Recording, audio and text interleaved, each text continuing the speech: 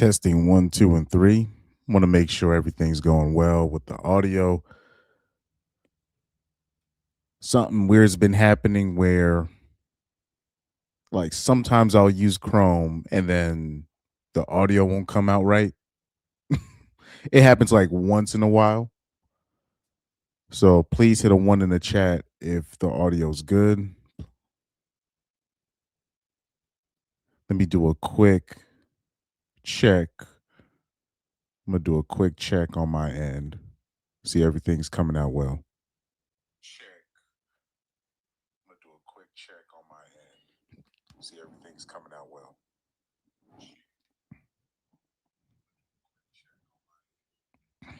It's coming out a little bit sketchy. It's coming out a little bit sketchy, in my opinion. It's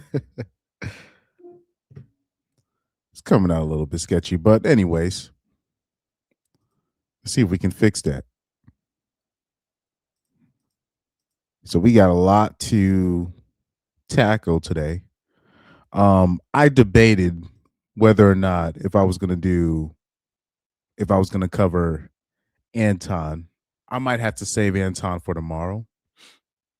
So it is what it is on that. But I did remember I had to cover what is misogyny. I did promise to cover that. And this was because I've been reading some of these articles and it's just been making me laugh, man. Oh yeah, by the way, it's time for me. Before I even go into that, let me start taking some shots. I just saw this. I opened up Twitter before the show. I just saw this. This is some interesting stuff. Let me take a listen to this. I didn't take a listen to this yet, but this looks interesting. This seems interesting. We have Hispanic Representative Myra Flores. She says there is no future for the Republican Party if we do not invest in the Hispanic community. Interesting. Let me hear what she has to say real quicksies. I want to hear her opinion. This is not my opinion. This is a fact. If you look at the census. Whoa, why does it sound like that? Hold on for a sec. We all know. Okay, I guess that's just how the sound sounds. That's just the sound from there. That's not on my end. So bear with me on that. If you look at the birth rate, this is not my opinion. This is a fact. If you look at the census, if you look at the birth rate, we have to. There is no future for the Republican Party if we do not invest in the Hispanic community. And what I need Washington to do is to, thank you. What I need Washington to do is to stop dictating. I'm clapping too because I want to clap cheeks. I'm going to clap. Yeah, I'm clapping too. I'm playing. Oh, man. What we do, complement our work. Yes. Complement what we do. Do not tell us what to do. We know exactly what to do to win the midterms. This is not my opinion. Damn, she's saying Hispanics is trying to take over. And we can't take over without you giving us some money.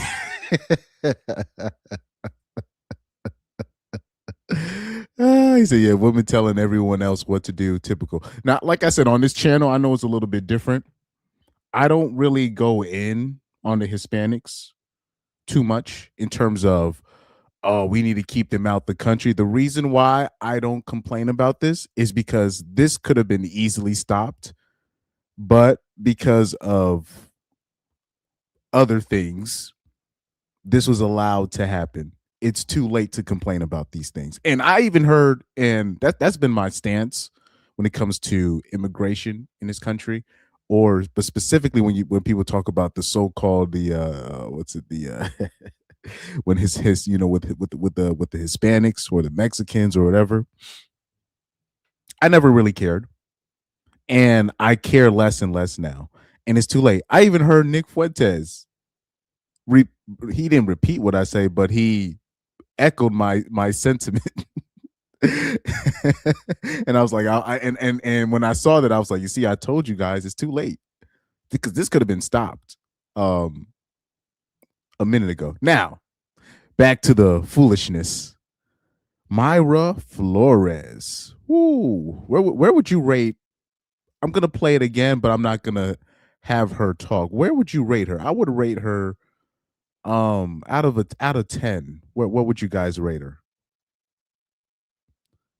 Um what would I would rate her out of 10. I would rate her see 0 out of 10. I'll give her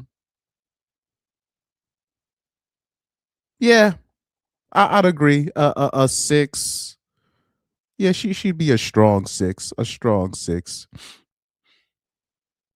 I need a close up. I need a 5.5 to 6.5. You know, you actually, I'll lean towards what you're saying. Tenacity. I'll lean towards what you're saying. I need a closer look at her.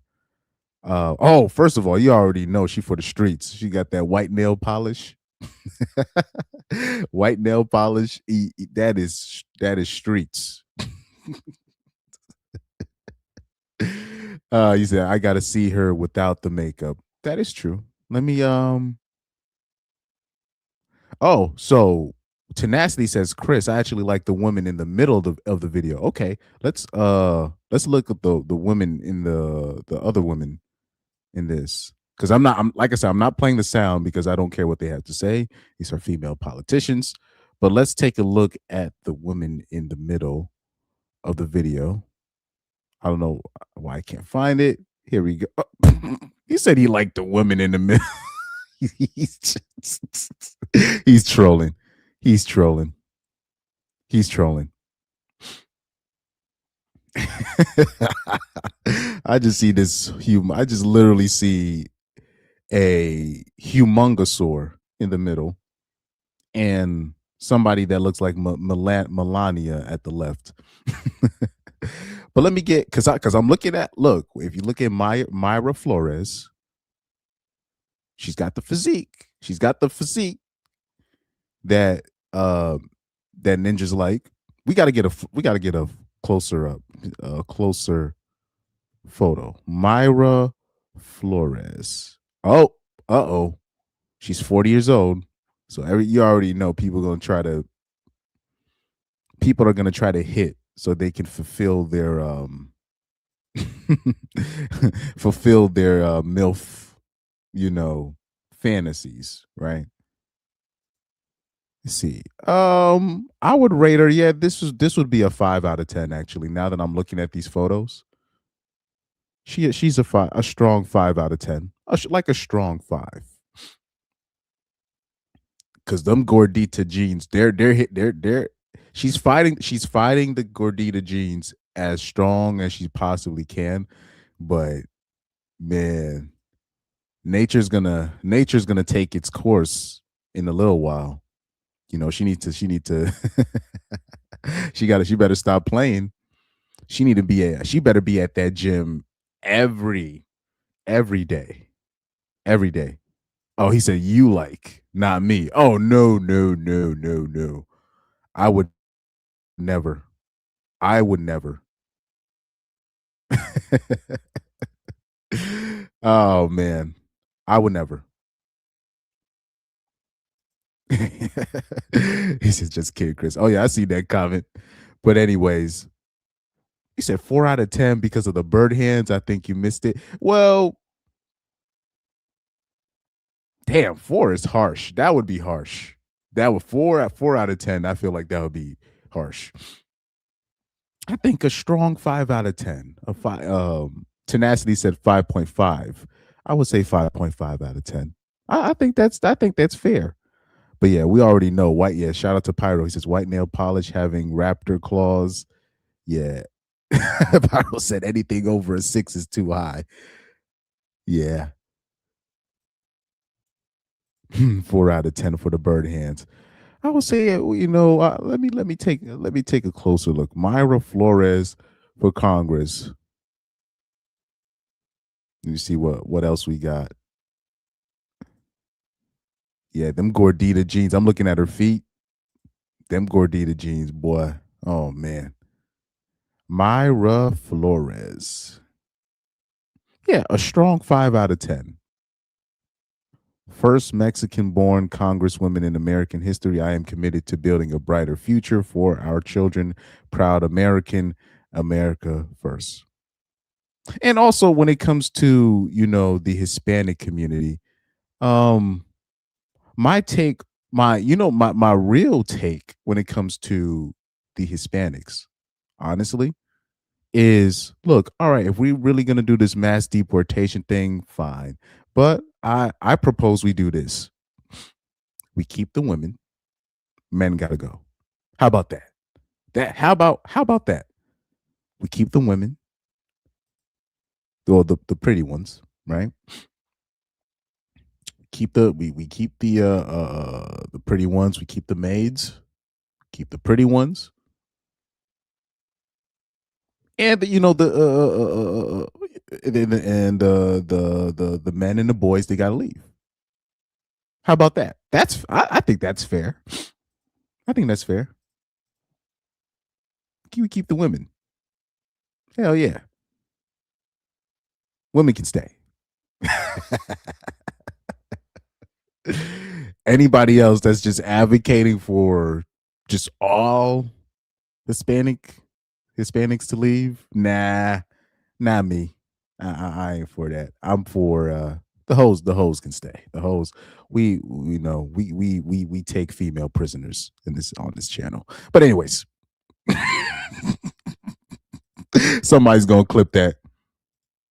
Oh yeah. By the way, somebody had asked me. No, somebody was talking about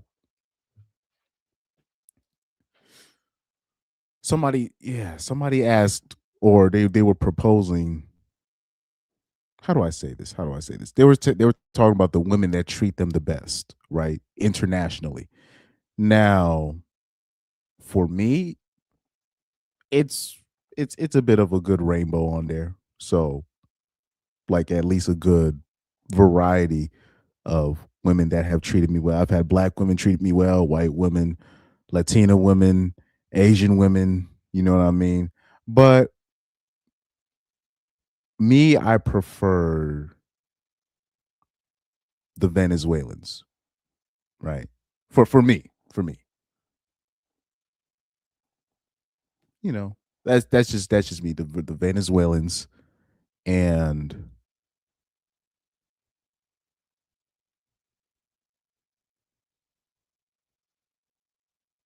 I do like how submissive, the Latina women that I've been with. I really like how submissive they were. Um, and then the few Asian women I've been with, very quiet, very just like, they let you be the leader, they let you take control. So that's been my personal experience, right? So some people are a little bit different. So I remember I was talking to people about this. So that could be another interesting conversation for another day. We got to do like an official day, like an official stream one day when we talk about the races of women and how they treat, certain. Oh, shout out to B Watkins. Thank you for reminding me. He says Anton Simpials is the type DMX warned us about in his songs. Yo, so I don't know if you guys know this, because I was gonna do an Anton Daniel stream, but I felt like this was more important. Um, he got caught. His family basically exposed him. They so he was it's official. So he got caught lying about, when they said that Corey said something about his daughter. He said that his daughter, he had to pull out his daughter from class and all this stuff. It's been confirmed that it was a lie by his family. His own family basically exposed that was a lie. So if you're dealing with I don't know how you can follow a content creator that is willing to throw his own daughter under the bus, who's willing to lie on his daughter's name for sympathy views, and then use that as a tactic to be like, all right, I'm gonna sue somebody.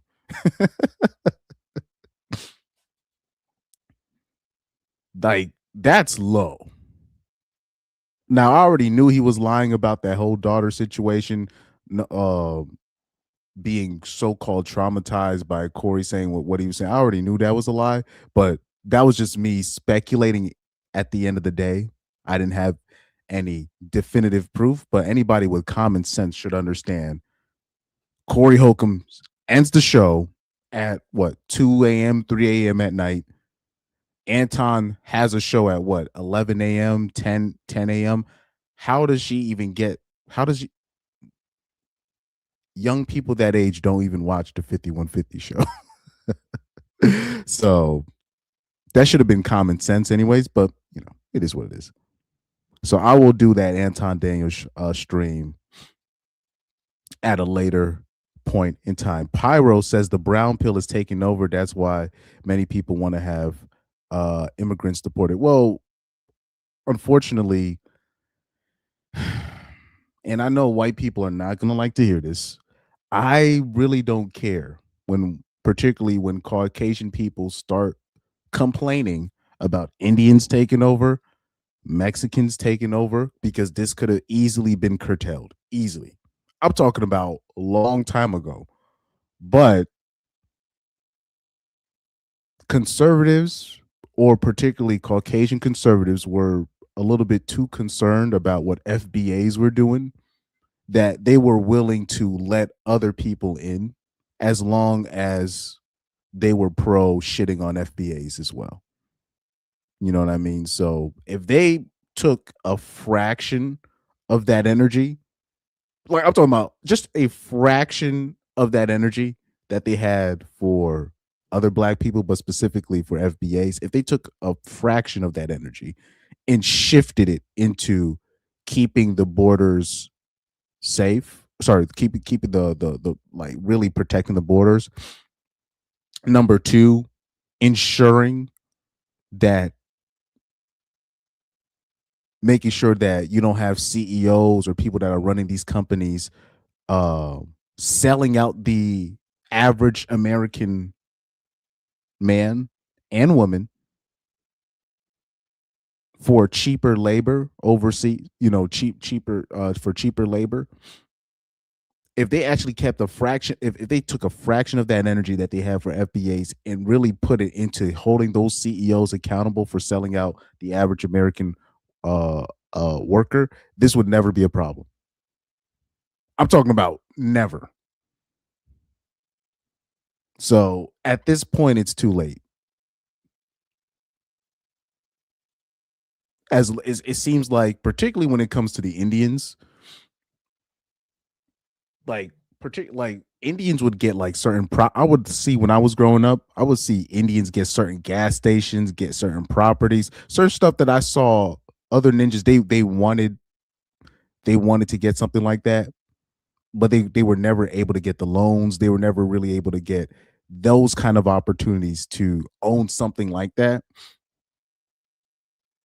And I do believe that part of that is black people really didn't take the initiative to make sure that they controlled their streets, they controlled their blocks, et cetera, et cetera. But I seen the other side where you had certain black people try to come forward, they go to the banks, they apply for this, they apply for that, and they just they could not catch a break.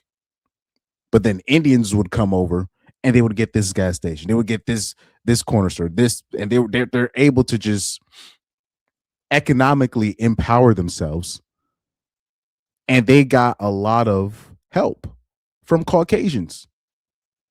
So I used to literally look at this and I'm like, how are the Indians getting there's no, like how is this even possible that they're able to,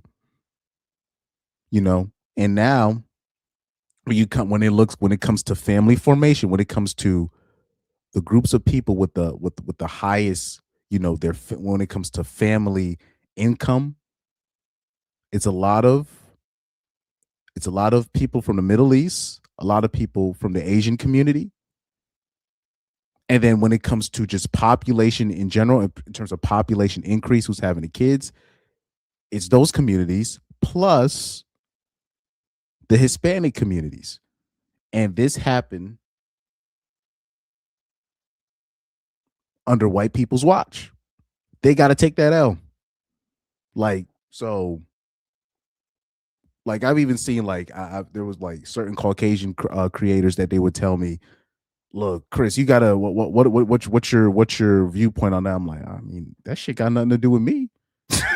Like, what am I supposed to do about that?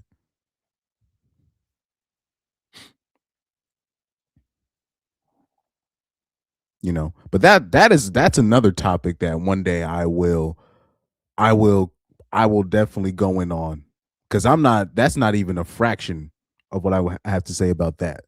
So that's why on this channel, if you have like people complaining about Hispanics taking over and all this stuff, I'm like, whatever. Like at the end of the day, if white women don't want to have babies, if they not doing what they supposed to do, what am I supposed to do about that?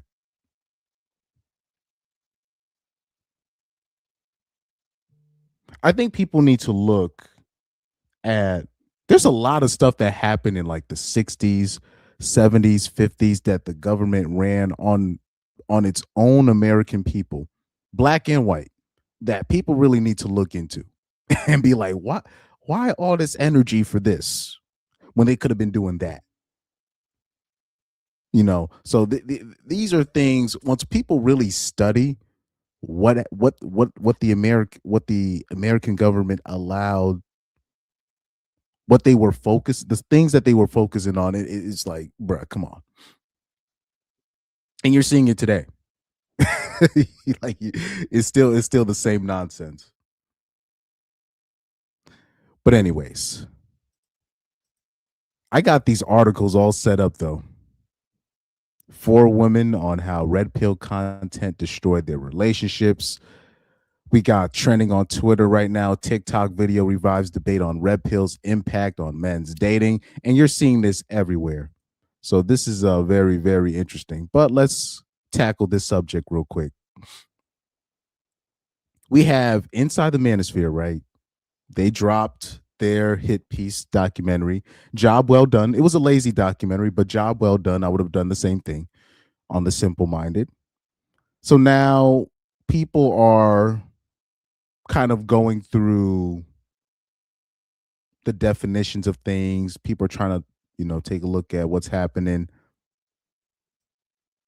Here we're on a Very Well Mind, right? Another one of these, left-leaning sites. One of these liberal-leaning pseudoscience articles, right? Here we have Crystal Jagu.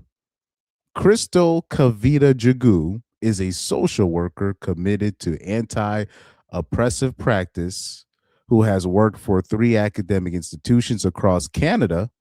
Her essay, Inclusive Reproductive Justice, was in the Reproductive Justice briefing book. So we have a Indian feminist female lesbian, because I'm looking at the photo, Jeet, who has this article called What is Misogyny?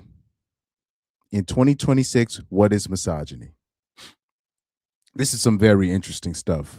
Fact checked by Emily Swaim, who I'm assuming is another liberal. Emily Swaim is a board certified science editor who has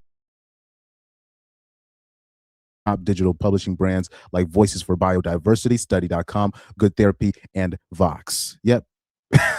That's a decent assumption. But, anyways, reading from the article from the Indian feminist lesbian. Here we go. She goes on to say the key takeaways from this article is misogyny is a form of contempt or hatred for women that can show up in both subtle and obvious ways. Number 2, it can reinforce gender inequality, hurt mental health, and lead to violence.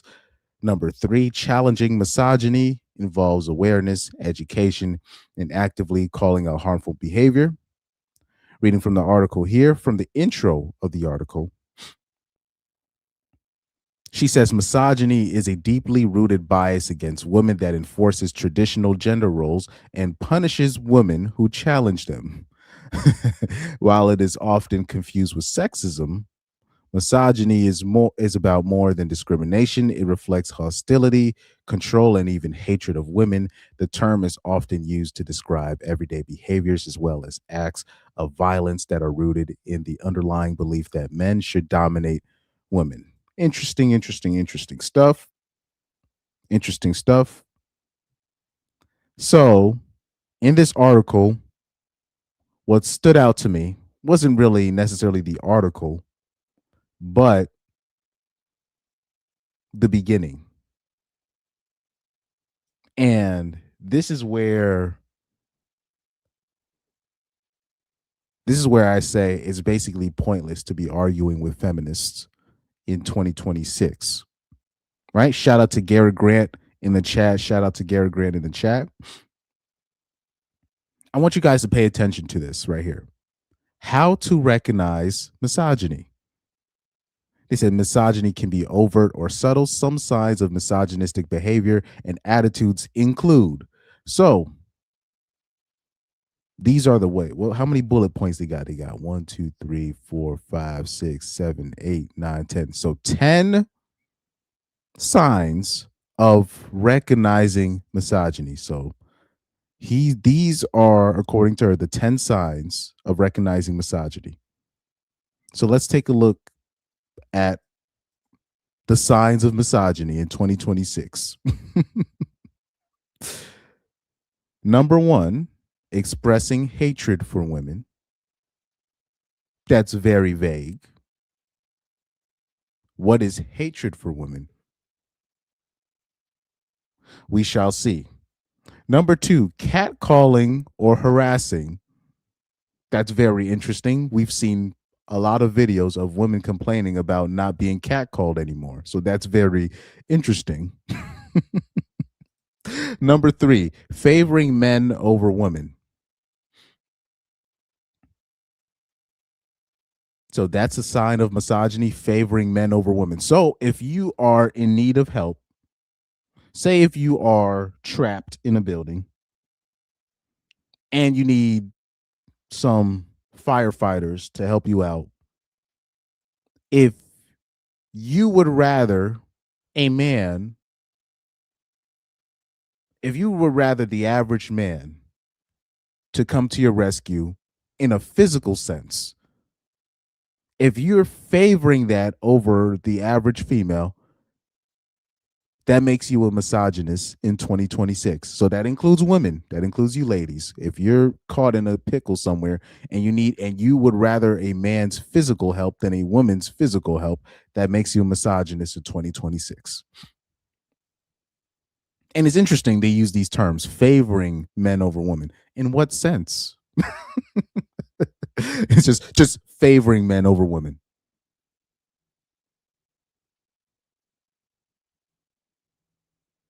Imagine if you're imagine being called a racist, right?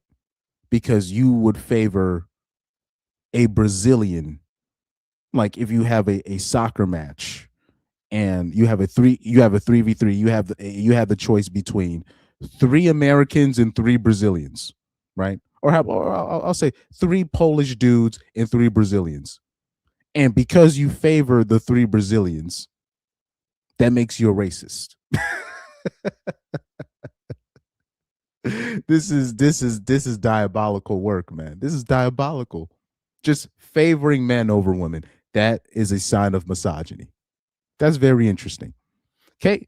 Number four, the fourth sign of misogyny is believing strongly in rigid traditional gender roles. So this is where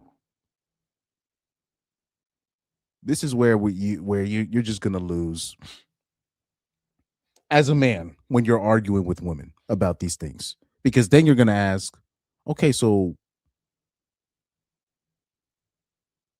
if I believe in these, what are you against?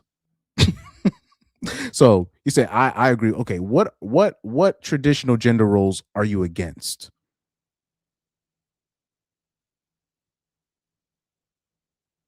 If it's so wrong for me, what is it specifically? When you start going into the specifics, this is where this is where people start. Oh, I don't know what you mean by that. Then so people start playing semantics. Oh, you know what I mean when I say this. The like some to say something like this. Just believing in traditional gender roles. Hell, the most of the problems that we have right now is because women can't even let go of the traditional gender roles. You have all these articles talking about women can't find a proper mate because they don't find nobody economically attractive. That's them believing in a traditional gender role. I'm talking about rigidly. Like women are not gonna let that go. They don't care how much money they make. They want to find somebody that makes more than them. And if they do end up being with a dude that makes less, she's going to expect him to eventually make more or try to make more. So I guess that makes them misogynists. But in terms of when it comes to traditional gender roles, women are, are actually more rigid and unwavering when it comes to traditional gender roles. But anyways, moving on. They're saying showing the fifth sign of misogyny. They say showing no respect for women's time and effort. So basically, a sign of misogyny is just being ungrateful. That's not really something that you can just assign to a a single entity, right? You know, just showing no respect is just showing no respect.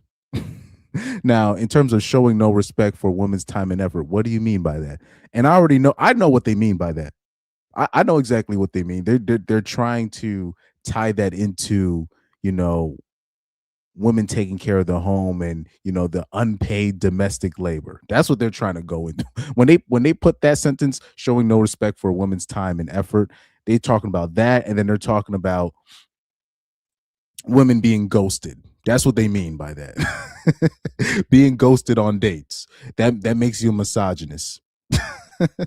If you ghost a bish, that makes you a misogynist. Okay, so this is my favorite one right here. This is funny to me. So one, two, three, four, five. Here's the sixth sign of misogyny: ignoring or interrupting women. So you're not allowed to ignore them, but at the same time, you're not allowed to interrupt them. This, I'm gonna highlight this for you because you can't make this stuff up. Ignoring or interrupting women. What?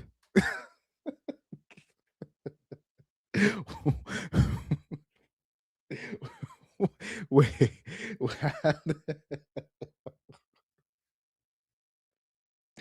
man, they be giving anybody degrees nowadays, man. I hope you guys are look. I told you this. That was my favorite one right there. So you're not allowed to ignore them, but if you engage with them, you're not allowed to interrupt them either.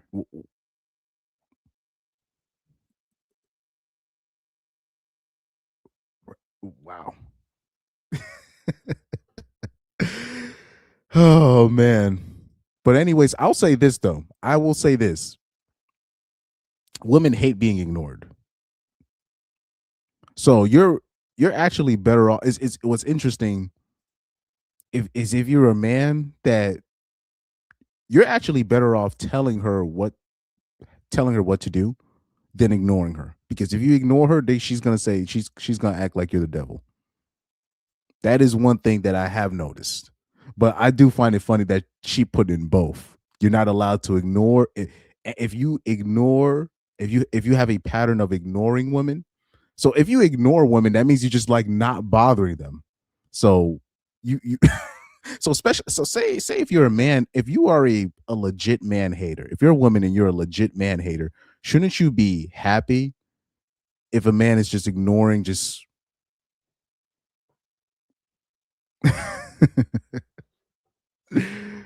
so but ignoring or interrupting women, that is funny. So apparently that's sourced as well from who? Video conferencing etiquette promoting gender equity during virtual meetings. Let me look at this link. So apparently that specific situation, that's actually a sourced sign of misogyny. Journal of Women's Health. Oh my goodness.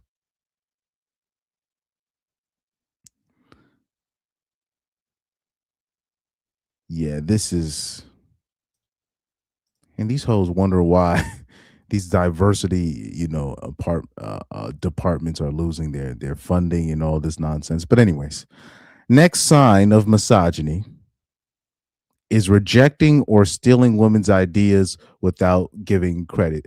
That would so that's interesting that they say that. Um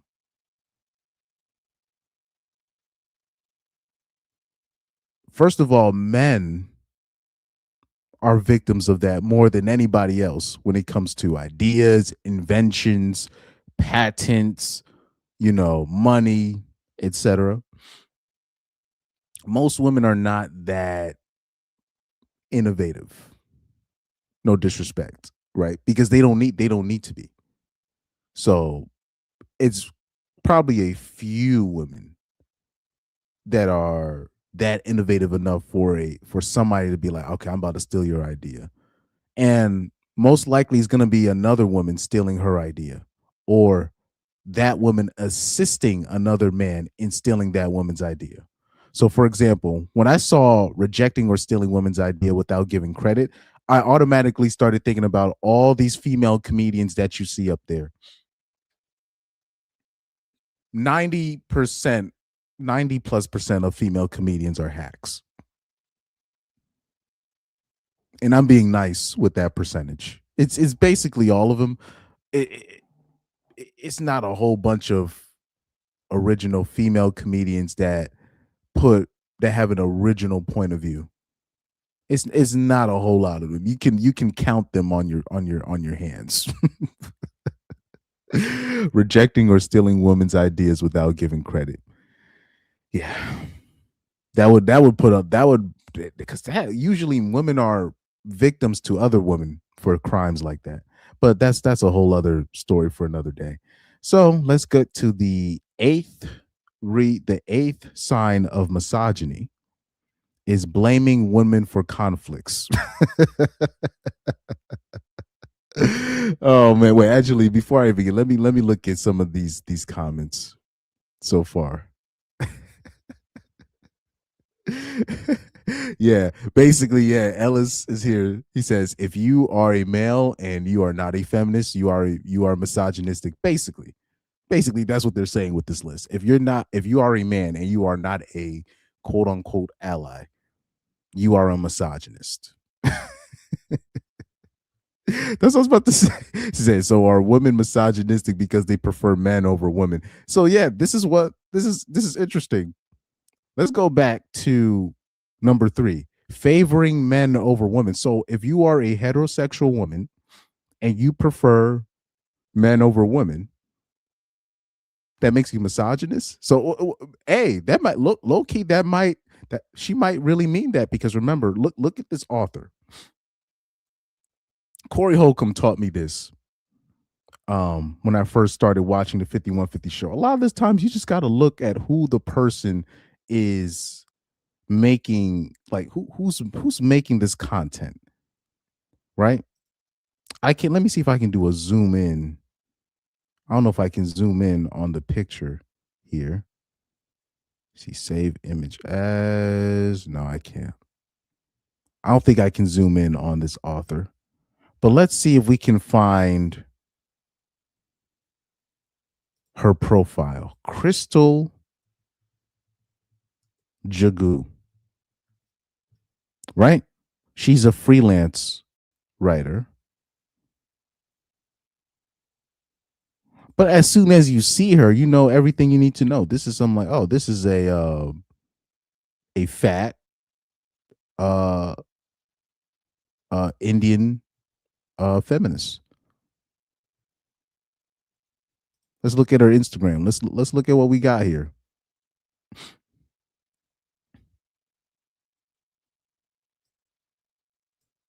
So somebody that looks like this. Of course she's going to say if you are a woman, sorry, if you favor men over women, that makes you a misogynist because she's a lesbian. So this is some interesting stuff. That's a very interesting observation. It's a very interesting observation. To favor men over women makes you a misogynist. That's very interesting. It's almost like, in the WNBA, you have all these straight women. They were talking about how they would get bullied, or if any straight woman that plays basketball, college and beyond, they will always have some kind of story about how they got ostracized because they were heterosexual.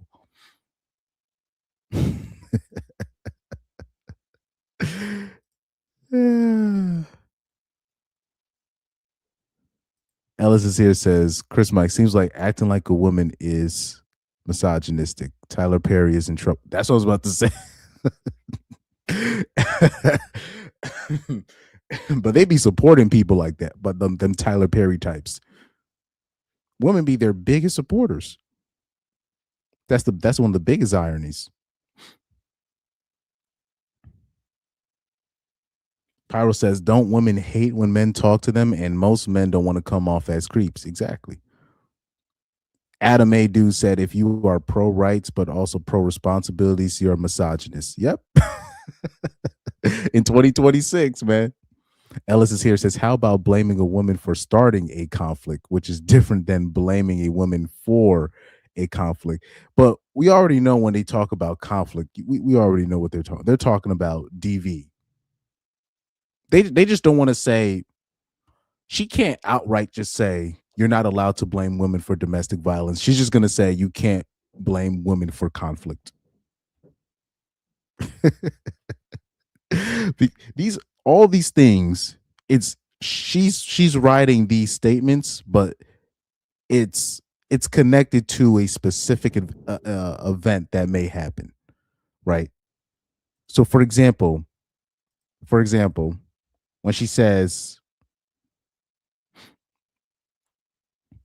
right, showing no respect for women's time and effort, she's talking about being ghosted. She can't say, if you're a man, you're not allowed to ghost a woman. That's not, you can't sell that. That's not a selling point, because you're then the even the normies are going to be like, okay, this is clearly a biased article towards, against men, right? So she's just going to say, showing no respect for a woman's time and effort.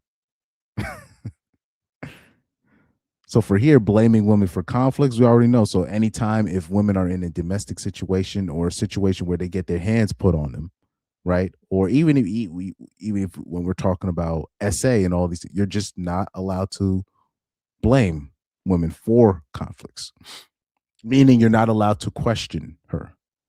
So that's very interesting, because people will take questioning as blaming, right? So that's very interesting. Number 9, the ninth sign of misogyny, according to, what's her name? According to Crystal Jagu, the ninth sign of misogyny is expecting women to maintain social harmony. Wait, what? Hold on. She says expecting women to maintain social harmony is a sign of misogyny. So if I expect a woman to keep the peace, I'm not allowed to expect an adult to act like an adult.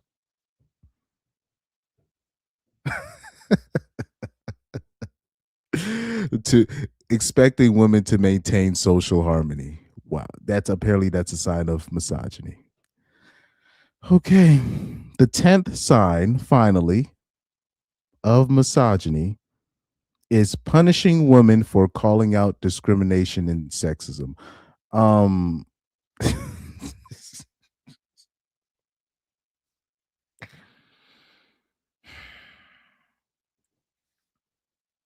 if a woman is getting, if like, if the average woman is getting called out for anything, she could be guilty and she's still gonna have men on her side, believe it or not. So the only men that have the power to so-called punish women, even if the women are in the right, the only people that have the power to punish women, even though that they are in the right, are like CEOs and people in positions of power.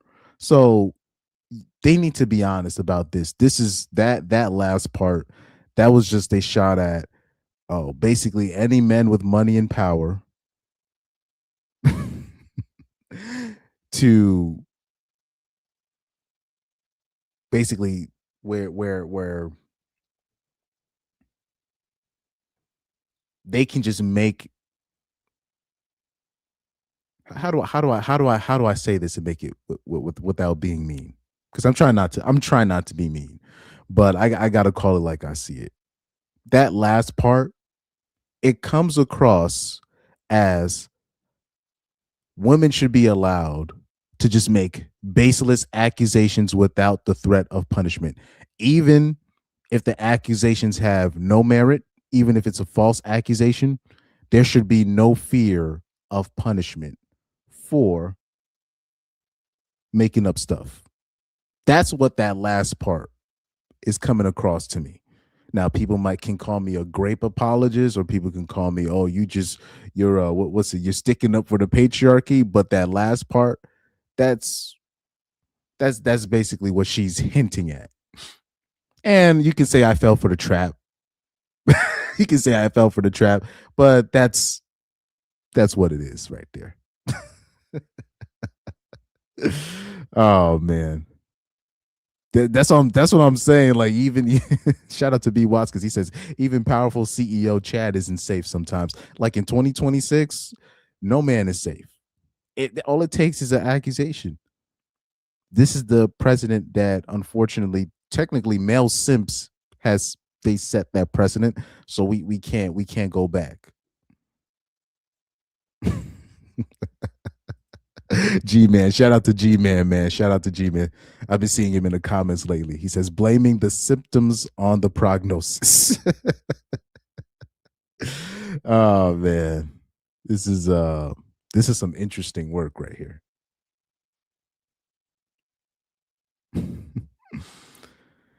Yeah, exactly. Basically, he says so. Don't hold women accountable for lying. Basically, that's when I saw that last part, I'm like, oh, because if for the most part, even the most misogynistic of men, if they see a woman being done dirty, somebody's gonna say something. Even if it looks like a woman is being done dirty in 2026, somebody's gonna stick up for her. Somebody's gonna look out in 2026. So this is clearly what she's not getting at. I'm like, and I saw that. I'm like, okay, this is what she really means. She's saying that you're just not allowed to punish women at all if they just call it out. If they feel like they see something and if it's false, they're not allowed to be held accountable to it.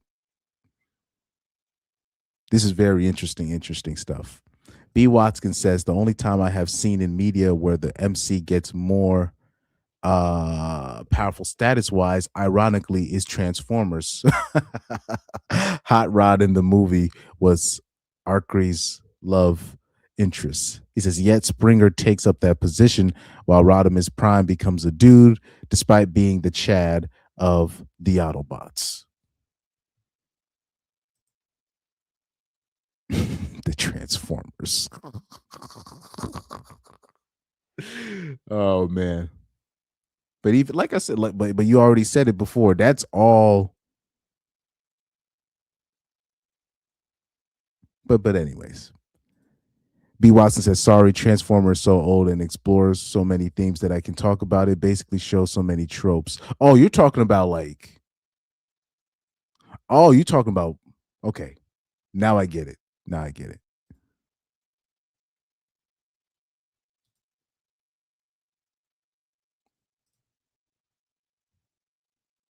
Because I was about to say Transformers in general. Transformers in general, they seem to get away with what we just talked about. He says, LOL, as a kid, I never even questioned why they had genders. All I know is that they were cool. Well, even like when you talk about even your favorite, yeah, I know, yeah, the toys, yeah, I know. I was confused at first. I was like, wait, oh, you talking about the actual Transformer show and the characters in there? But even when it comes to our favorite characters, growing up, we had if the movie character or the TV show character was cool enough, we didn't care if it was a goat, if it was an animal, if it was a boy, girl, man, female, old woman, old man. If the character's cool enough, the character's cool enough. You're not even thinking about the gender. But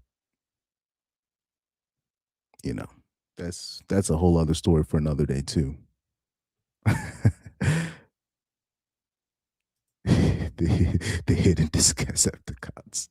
But anyways, shout out to this article because when I saw this, just these 10 points, I was like, so this is not even going to be like this is terrible. Where basically I'm like just say that if men breathe it's misogynistic. Just say that, right? She goes on to say these are a few examples of misogyny. It's crucial to recognize that while men often display these behaviors, other women may also participate due to internalized uh misogyny. Oh my goodness.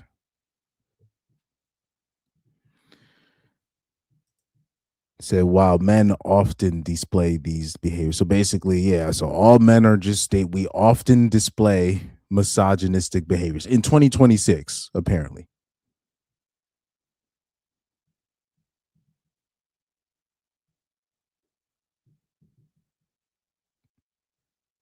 Okay, they say how it hurts women in society, how to respond when you encounter misogyny, the logic of misogyny. Uh oh, here we go. Look, they're gonna continue to bring up Elliot Rogers.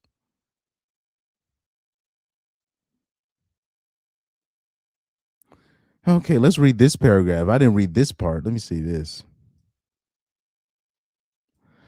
In her book, Down Girl, The Logic of Misogyny, Kate Mann outlines how misogyny operates to reinforce male dominance by discussing examples like the violence of Elliot Rogers in California in May 2014 and Purvi Partel's sentencing of 20 years in 2015 for feticide in Indiana. Such examples demonstrate why people who do not conform to societal gender hierarchies are at a particular risk of harm from misogyny, given how their existence disrupts patriarchal systems. Oh, good lord. They're always gonna bring this ninja up, Elliot Rogers. Oh man. Sexism versus misogyny, evolving understanding of misogyny, online misogyny, misogynoir. So okay, so she has the definition of I never knew what misogynoir was. I just kept hearing this. I'm like, is this another way to say misogyny? Or I kept seeing this term misogynoir everywhere, but I couldn't really pinpoint it. So okay, so we have the official definition of misogynoir in this article, apparently. Okay, Massage. Okay, according to this, the female Jeet, she says misogynoir is a specific subtype of misogyny that involves contempt and prejudice directed specifically against black women. Oh, okay, that makes sense. So basically, misogynoir is just misogyny, but towards black women. Okay. Said in 2018, Moya Bailey and Trudy, the black women who had substantial roles in defining misogynoir and championing the term, described it as the anti-black racist misogyny that black women experience, and discussed how misogynoir operated to erase their work itself. Oh man,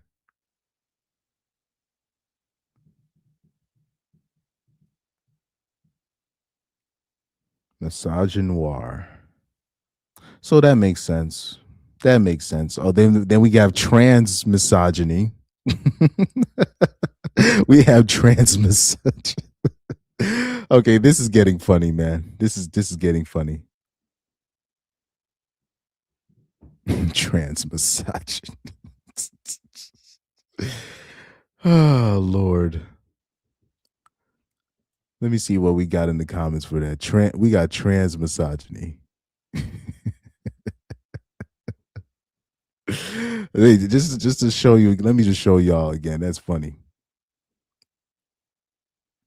Trans misogyny refers to prejudice, hatred, and oppression directed towards transgender women and trans feminine people. It describes the intersection of misogyny and transphobia. Well, that means women are the biggest trans misogynists, and it's not even close. It's like it's not even close. Oh my god! But by the way, liberals are full of cap when it comes to transformers. I've seen like I've personally have witnessed this, especially like in the music spaces. Yeah, the liberals, they be capped. They don't want to hang around those people either. Oh man. Since I was talking about the tour.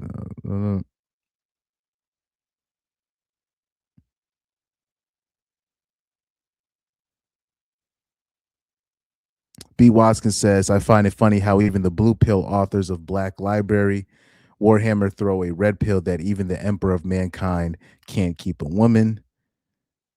He said Optimus Prime can't even keep a woman. Only in G1 does Elite One obey and respect him. Even the Emperor of Mankind can't keep a woman. Yeah. Well, there's a lot of shows that kind of show that theme.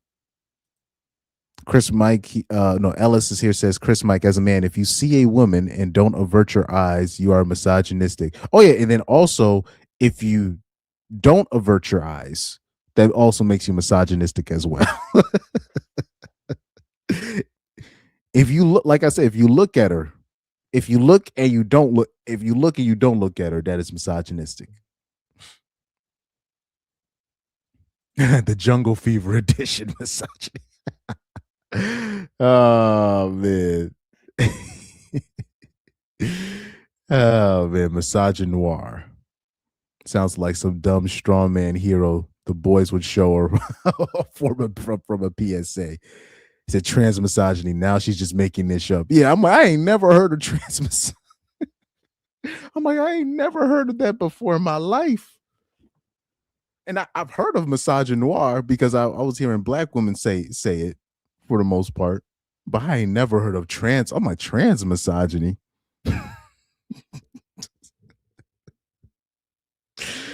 Yeah, but like I said, that would make women the biggest trans misogynists easily, easily.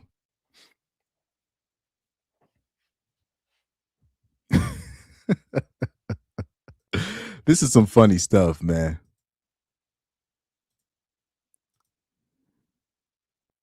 What is misogyny in 2026? It's just if you are a man and you are breathing. Basically, that's misogyny in 2026.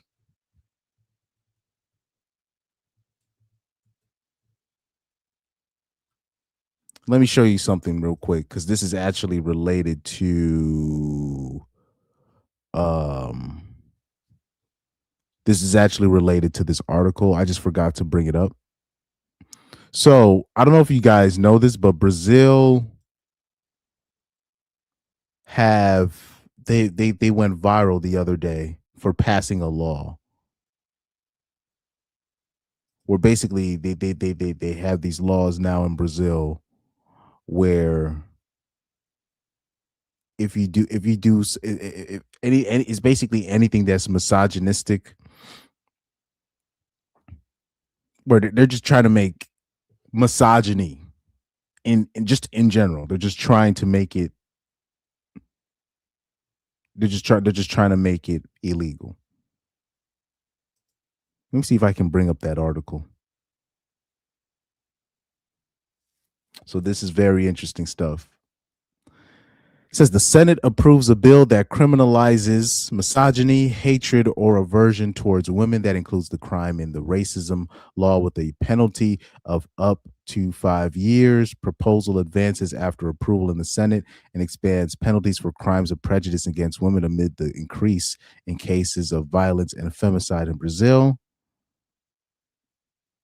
The federal Senate approved on this Tuesday 24 a bill that criminalizes misogyny in Brazil, characterized as hatred or aversion towards women. The measure represents a significant advance in Brazilian legislation by including this type of conduct among the crimes of prejudice and discrimination provided in the racism law.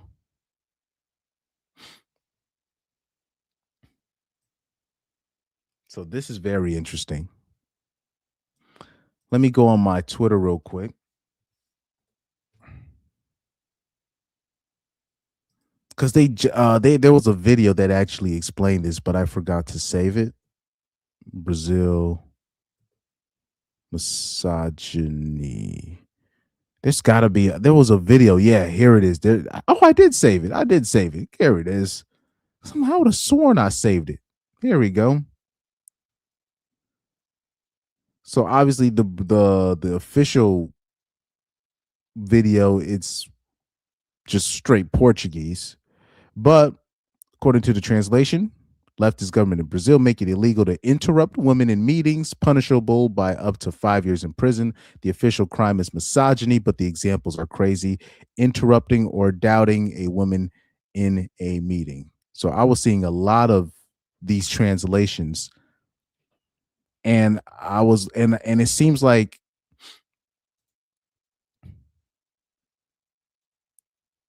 it seems like the translations are all consistent.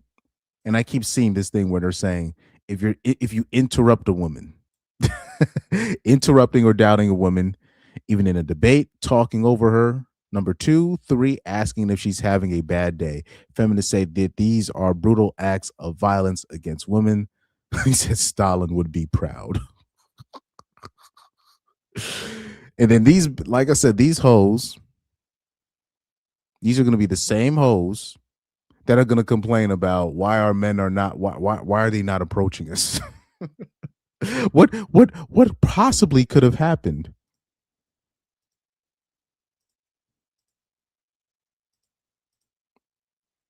This is very interesting. B. Watson says misogyny in 2026 is whatever women don't like that particular day. Exactly. Yeah, XVYJZ says that's scary for the passport bros. Meetings can be a date locked away abroad. So this is, you know, that's the first thing I thought about. I'm like, damn, my ninjas can't capture break. G Man says, why is the developing nation of Brazil pulling a first world mistake like this? You know, there's a lot of factors into it. But and then on top of that, they said that they're trying to come in through the racism bill. So it's almost like you see how, like in America, if black people are trying to pass a law, or like if they're trying to pass a law, they don't say for black people. this is a racism law for this particular. They have to add in, the handicaps. They have to add in people of color. They have to add it. They don't say specifically for black people. So whenever they pass a bill, they'll say, "Oh, this is a bill to help black people," or "This is a bill where black people are the figureheads of the bill."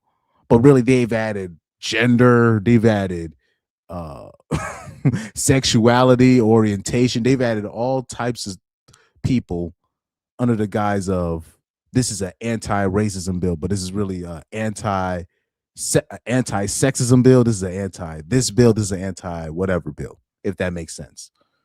So this is how this is how this is how people like that get away with the stuff that they get away with under the guise of civil rights.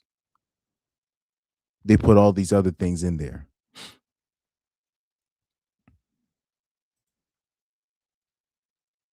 Ellis says, in court, a woman is a judge. A male lawyer yells objection. Will he be held in contempt of court because of misogyny?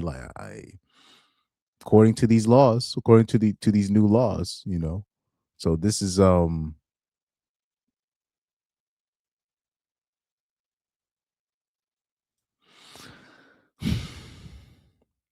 it is what it is. Because I saw this video. I'm like, this cannot be real. It is. Yep. They keep everybody saying the same thing. He says in Brazil, interrupting or questioning a woman in a meeting will be considered misogyny and can result in a prison sentence of 2 to 5 years.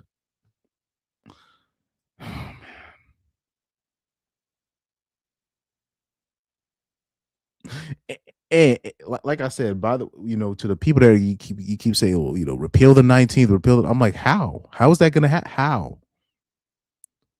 And if the 19th does get repealed miraculously, I don't know how that's gonna happen. You basically have to to see something like that happen, it would require the society to collapse. And then obviously you would have survivors of the collapse, and then to the male survivors of the collapse, not only would they have to remember, they would have to uphold they would have to uphold a certain level of, okay, we need to uphold this to make sure this doesn't happen again.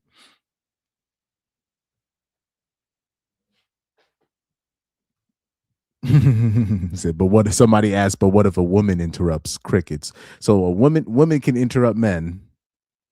Men cannot interrupt women. This is very interesting. Yeah, yeah. Somebody said, welcome to hell. The bachelor tax is coming along with the internal passport / social credit score. Well, we're already living in the time of the social credit score. So we're already there.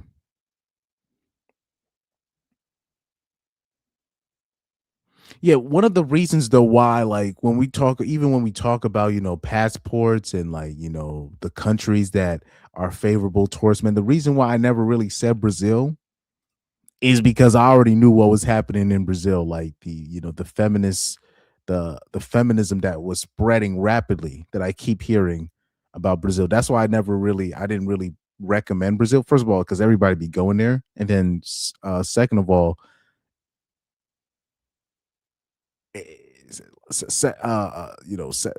second of all,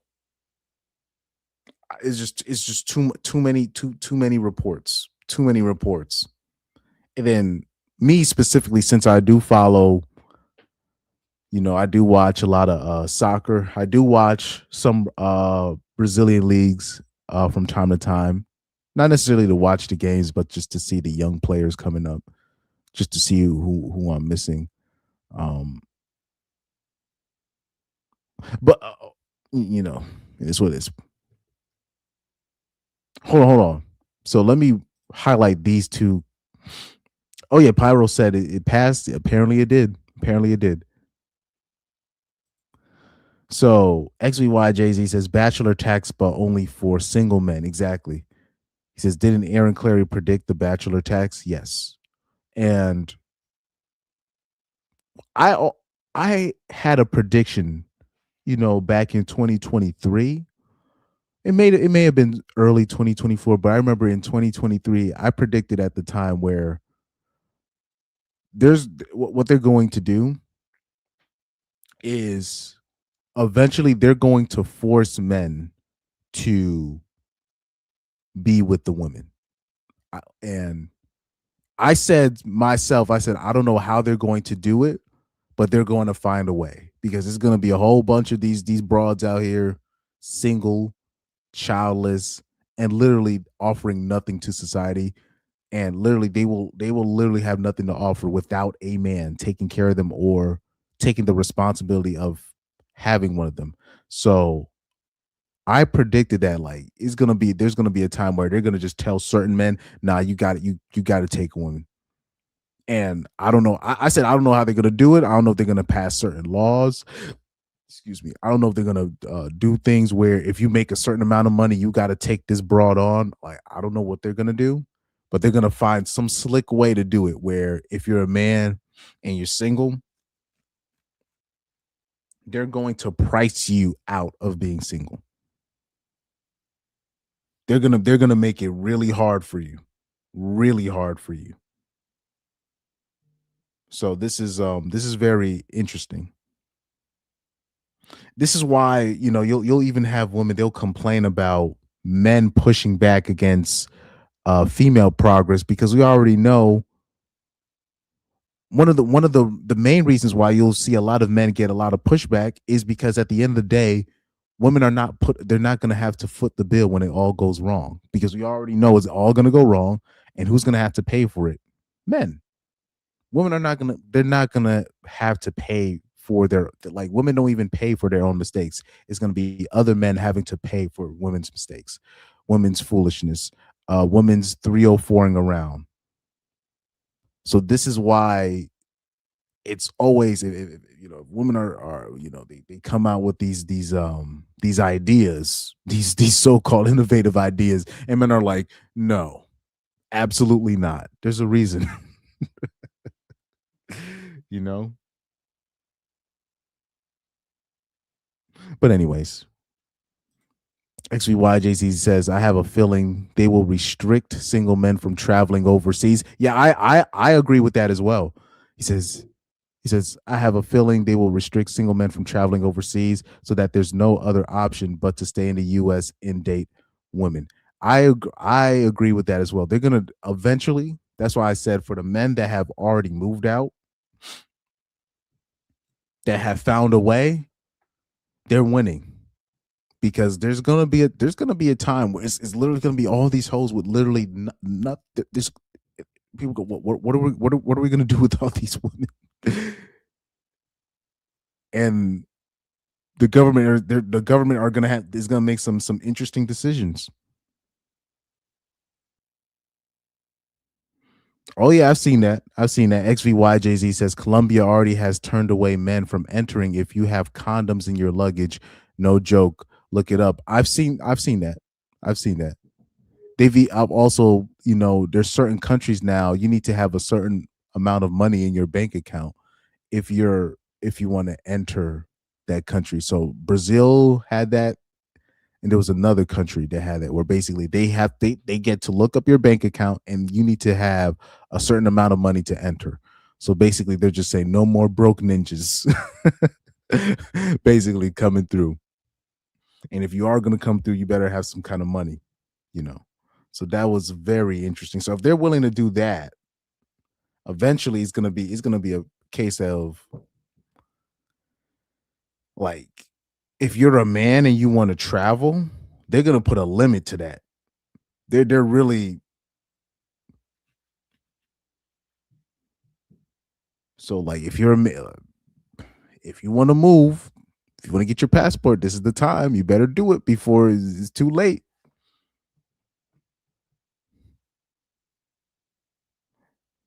because they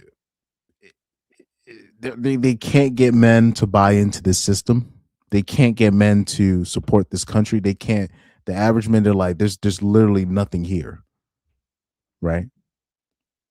So if they can't buy in, America's a gangster ass. This is a gangster ass country. I keep telling you, this is a gang. This is gangland.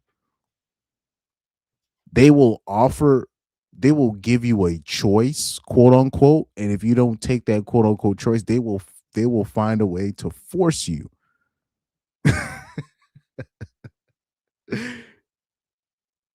They'll find. It's almost like there's certain inventions that citizens will make, right? And then they have to sell it. It's not that they want to sell it, they have to sell it, because if they don't sell it, they're gonna end up missing, you know. So it's almost, that's the best analogy that I can think of. It's gonna be a time where they're just gonna force men, like, oh, you can't leave this country. You have to stay here. This is why there's certain things that they won't like. I would be surprised, like me personally, I would be surprised if they ever legalize prostitution. Like I would be very surprised. I think, because I really think, to be honest, if people want to say, hey, how can we make women be better or them act better? Legalize prostitution. Most of these places where people talk about, oh, women being submissive and women being this, women being soft, those places, prostitution is legalized. So as if you are a man living in that country, you don't have to, you're not worried about sex. You know what I mean? Like, you're not, they can't hold that over your head for you to act right. So that's the common thing. I always say this: if you want to really fix things, or if you want people to act right, you eliminate child support and you legalize prostitution. And then the cherry on top, mandatory DNA test. What? We would have the nicest hoes in history. We would literally have the nicest 304s in the history of mankind if they did all three of these things that I just said. All three: legalize prostitution, eliminate child support, and all DNA tests is mandatory at birth. We would have the nicest hoes in history. I'm talking about if it was already. I'm not talking about if they passed it now. I'm talking about if it was already passed. We would even know. We would even know what what's it? A masculine woman and alpha. There would be no such thing. You know what I mean? So Ellis says holding women accountable is misogynistic. XVY Jay Z says they are so salty. We are free agents, so they're crashing out. He says America is like the movie Get Out. It's an interesting analogy, but I already know what kind of country I live in, man. This is a gangster ass country.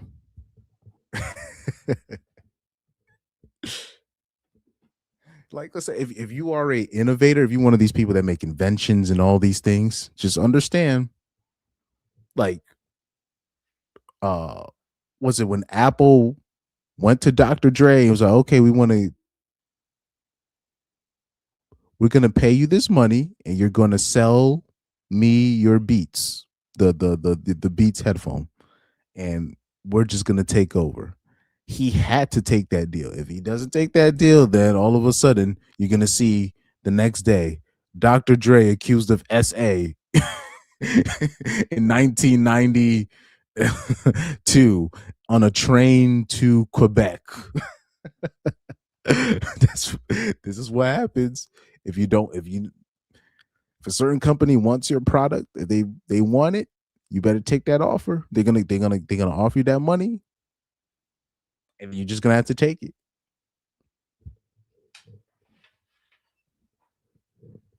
It's a gangster ass country. So let me share this, right? Here you see TikTok video revives debate on red pill's impact on men's dating. So shout out to Black Men Are the Prize. This is the account. He is a self-proclaimed the most legendary misogynist of all time is back. So he probably has been banned from this app before. So Here he's going to talk about the trend of the simps, right? We have the male simps. They'll talk about, hold on for a sec. They'll talk about the how do I say it? They'll talk they since the inside the manosphere thing dropped, they've been talking about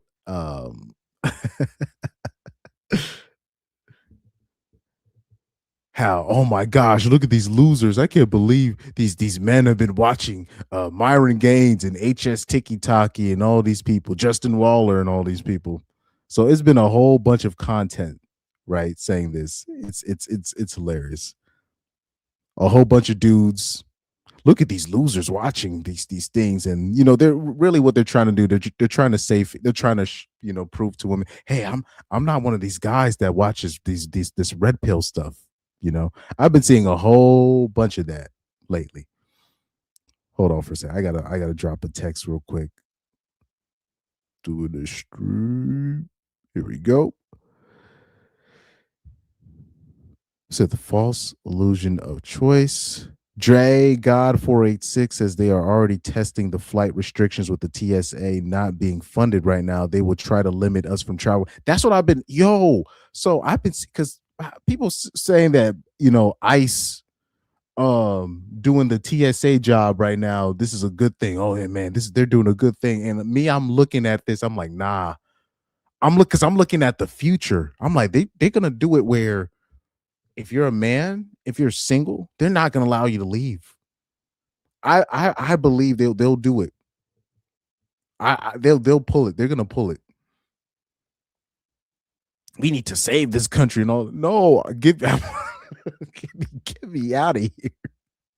Yo, I've been watching that. I'm like, because I'm looking at the future. I'm seeing this. I'm like, something's not.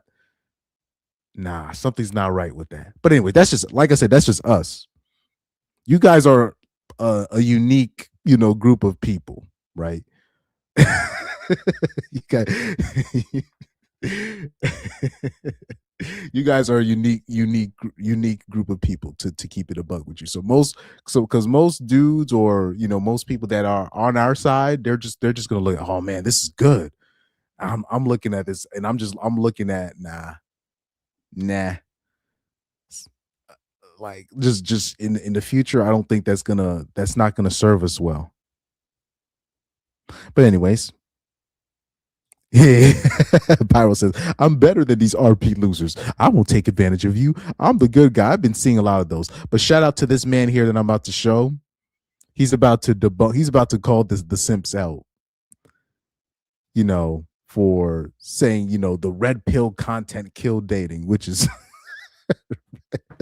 but shout out to this guy here from his cyber truck.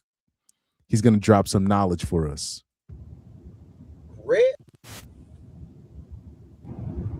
Red pill is interesting because there was another video where the nigga said, bro, all you niggas who saying red pill lame, and you consider yourself cool niggas who are bitch getters, you're red pill.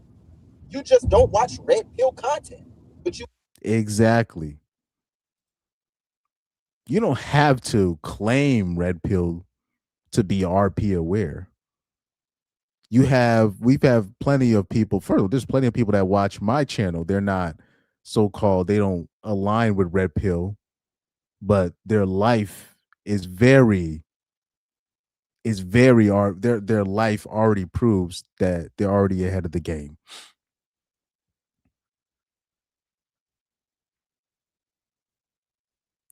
You have people, what's his name? Reaper, right? Who's called on the show a couple of times. He doesn't align necessarily with the space, but he's already ahead of most, because most of these things that we put out here, he already knows. He's already well aware of these things, right? Dre God says, Uncle Sam not stopping me. I will find every legal trick in the book to get the fuck out of here.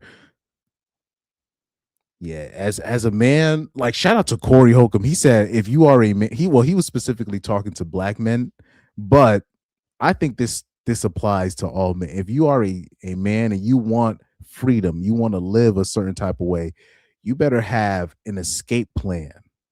Like you need to have a couple, maybe even several escape plans, because there's going to be a time where they're just not going to allow us to leave. Now, I didn't know what the reason was when Corey Holcomb was talking about stuff like this. I didn't know the reason was going to be, oh, they don't want the men to leave because they want the men to procreate with the women here. But now it could be many things now. But this, especially with the explosion of the passport bros and all this stuff, they cannot afford. And then I keep telling you, when I pay attention to these sporting events, pay attention. You got all these dual citizenship kids, American dad, foreign mom. All these teams now that couldn't even win a game in certain sports. They got several players on these international teams. American dad, foreign mom. Because now you're even seeing the white male Americans, right? They'll take a European wife over an American wife. They're just like, nothing American. You're seeing a lot of these sports cats. They're like, wait, they looked at the Swedish pole vaulter. They're just like, wait a minute, isn't he American? And I was like, let me guess, American dad, Swedish mom. I remember one chick, I put her profile on blast 3 years ago. A top female soccer prospect. She opts to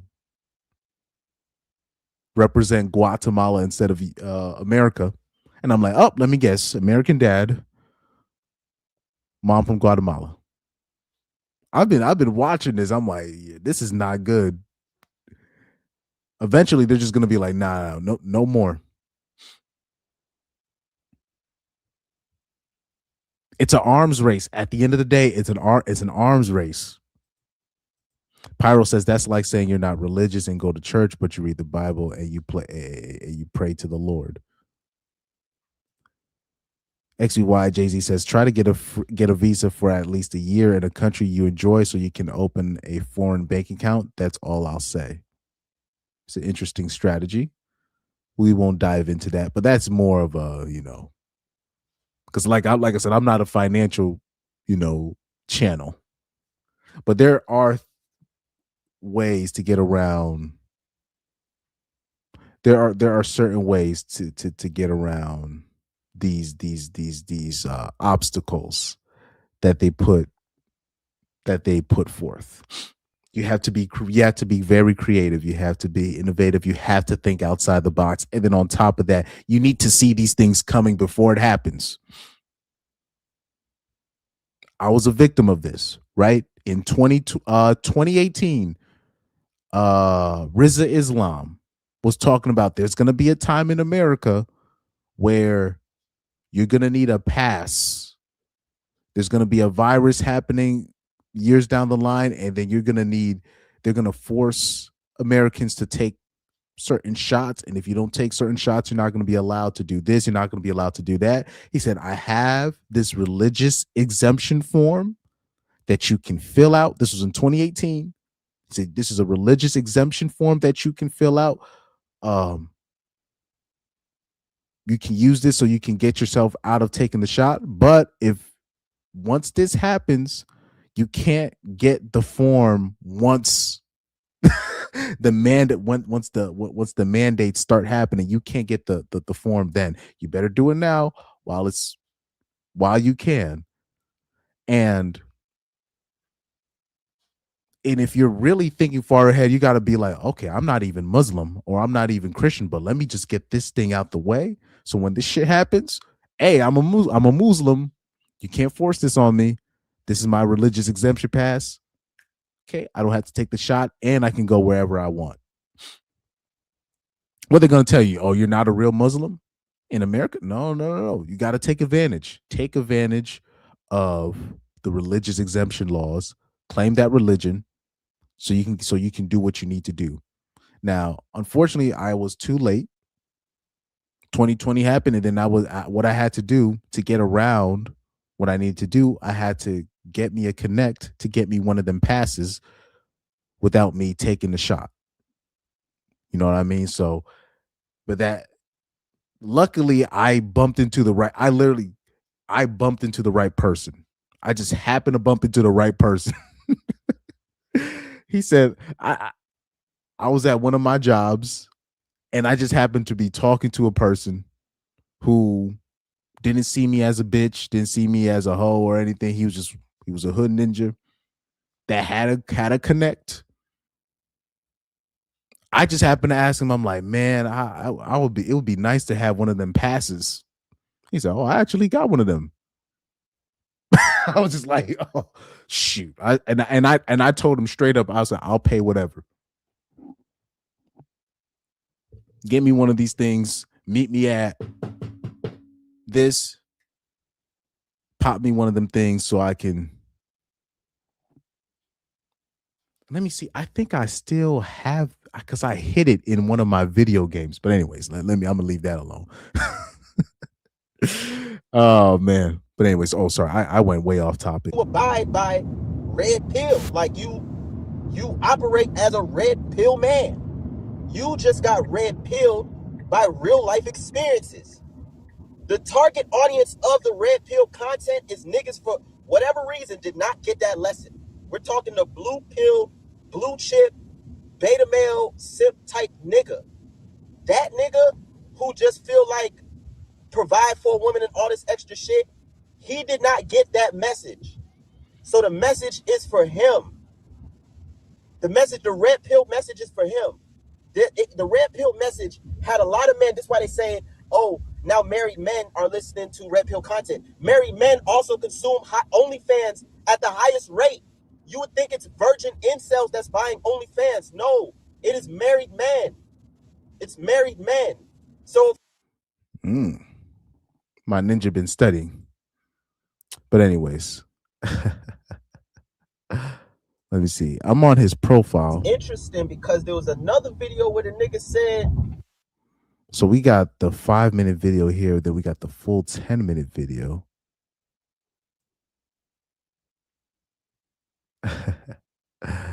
Here we go. Let me see if I can pull this video. Nah, we'll stick to this one. But shout out to this guy right here. He's spitting them facts. Of course, they're gonna consume the red pill content at the highest rate because they were sold this white picket fence view of women, like women are sweet and spice and everything nice, and you're supposed to protect women and provide for a woman, and she's there to cut your throat, my nigga. She don't give a fuck about you. If she doesn't feel happy for one fucking minute second, my nigga, she's gonna break up the whole relationship and have the backing of the gynarchy to do it, and they're all gonna clap their hands and snap their fingers and say, you go, girl. While he's left to pick up the pieces of a failed marriage, he's left to be looked like a ain't shit dad because the family courts is gonna give her custody off the rip because that's how it works. All that shit is a fucked up deal. So what the red pill content gave the married man, it allowed them to analyze what they were taught, the genjutsu that they was put up under. It gave them the opportunity to look at their situation critically instead of through a rose lens. You know what I'm saying? And they weren't up on game. They were licks. So women are upset because what the incels, the Chad and all that shit and all that shit, they already are red pill. They know. But these niggas don't know. So the women are like, how dare you tell the suckers what our game plan is? Now we can't do what Rolo be saying, alpha fuck beta buck. Like we can't do the alpha fuck beta bucks. We can't do the Russell Wilson and Sierra. And that's really what women are really upset about. They can't they can't go through the whole dual, the dual mating strategy that people like to talk about, right? They can't go through their whole phase and then find God and then find a simp. It's not as easy as it is because of content like ours, because we give you guys the game. Because and then you'll have even other people. They'll tell you what the women's going, what your women's going to do before. Like with this, even the biggest of the scam artists, they'll tell you what your woman is gonna do to you before your woman does it to you. And it forces you to be like, okay, I did not, if you were not aware, that person is always gonna look like a prophet.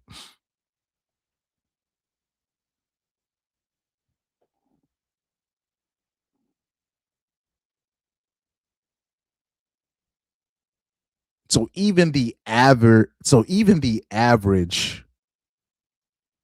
say, let's take a scam artist that I don't really like. Even the average Anton Daniels listener, he or she might be in better, no, he might be in better shape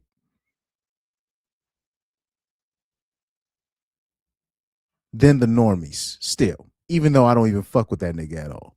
But that just shows you how lost the average man when it comes to not knowing what a woman's plan is. Because this is standard. This is basically standard knowledge for us. This is basically standard knowledge. Bitch gonna go through her whole 20s partying. She's gonna find God at 28, 27. Look to settle down around what, 25, 26, right?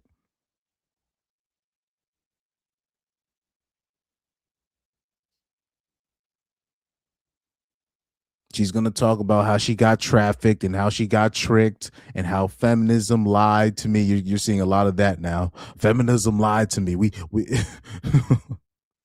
the girl boss thing, that was a lie, and they fed us a lie, and we ate it. This should be standard knowledge about what these hoes is finna do to you. How they're gonna get you, how they're gonna love bomb you with sex.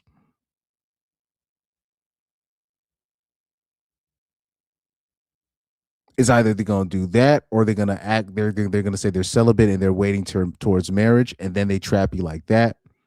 To a man that's naive, to a man that's not privy to women, they're gonna fall for both of those strategies. Either one.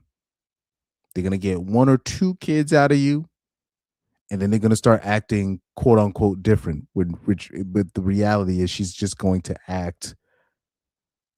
She's finally gonna be herself, and then she's gonna pull the plug on you when she gains that leverage, or she stays the amount of years, however the amount of time that's required for her to get a lot of your assets. And she will already have that knowledge. She will already have the knowledge of how many years in the state of California, how many years in the state of this, how many in the years in the state of Texas, how many years in the state of Florida. She will already have that knowledge. And ironically, or coincidentally, right, when quotation marks, she will start acting different once those timelines hit. She will start acting a little bit differently. It is what it is. So this should be already standard knowledge, but there's still a lot of guys out there. I would say most guys out there, they're still not privy. This is why women are doing everything in their power to silence, to demonetize. They're willing to even declare men that think this way, that are knowledgeable about the game. They are willing to call you a terrorist so this information is not put out there.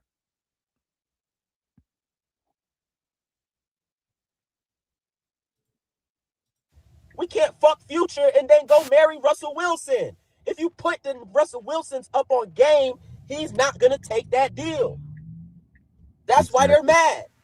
It's so simple. That is why they're mad. They're mad because if you tell Russell Wilson is blissfully ignorant, I said in the other video, I don't even want to say blissfully because there's nothing blissful about this ignorance. And then you have these so-called cool niggas that's like, yeah, that what a bitch ass lame nigga supposed to do. Just so they acting like they don't care because they like men don't look out for each other. They just feel like, nigga, if you dumb enough to fall for that, you deserve that. So, I mean, the game is fucked up all the way around. These Russell Simpson niggas, I just want to call them Russell Simpson. I don't know. Russell Wilson, these Russell Wilson niggas, if they get a chance to look at this content, these Christ pill cucks, these Christ niggas, and these religious. He said these Christ pill ninjas, the Christ pill cucks, the CPCs. You got the NPCs, you got the CPCs, the Christ pill cucks, the CPCs. Shout out to this boy right here. Pyro says, feminist propaganda lie to me. He says, why won't you let me be a 304 and get my cleanup boy at the end? That's basically what it is. You start putting those guys on game, it's basically, it's crickets. It's game over. When people get like, even people will still get shocked on the knowledge when you start talking about how the biggest consumers of pornography are married men. It's not really necessarily single men, or the biggest, what you call the biggest consumers, the biggest male consumers of OnlyFans are married men, not the incels. People are still shocked. But then once you start looking at that, they're like, wait a minute. So I'm getting married and I'm still going to end up being more lonelier than ever, even if I get married, even if I work hard and do this and then once you start putting those dudes on game like that, they're not going to take that deal. They're not. But anyway, shout out to this guy right here. Religious niggas, your religion niggas is always a backup plan for a hoe. You Christ pill cucks is always a backup plan for a hoe. That's why that Sophie Rain bitch with the is that her name? I'm probably mixing up the Farrah bitch, the bitch with the red hair. That's a lot. Like he's describing a lot of these hoes right here.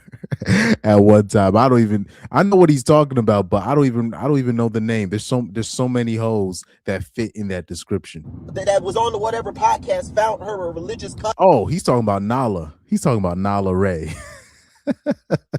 I was thinking about, I'm like, there was a bunch of OnlyFans hoes that were publicly showing out with their OF, and then all of a sudden they're Christians now, but they're not going to get rid of the money that they earn from OnlyFans. At the finish line after she did OnlyFans, my nigga, because these niggas will always take this deal. And the red pill content, the only thing it does, it gives these niggas the opportunity to reevaluate. So the women are mad. They like, damn, I pegged this nigga as a sucker, and he's trying to act like Chad. So I'm mad.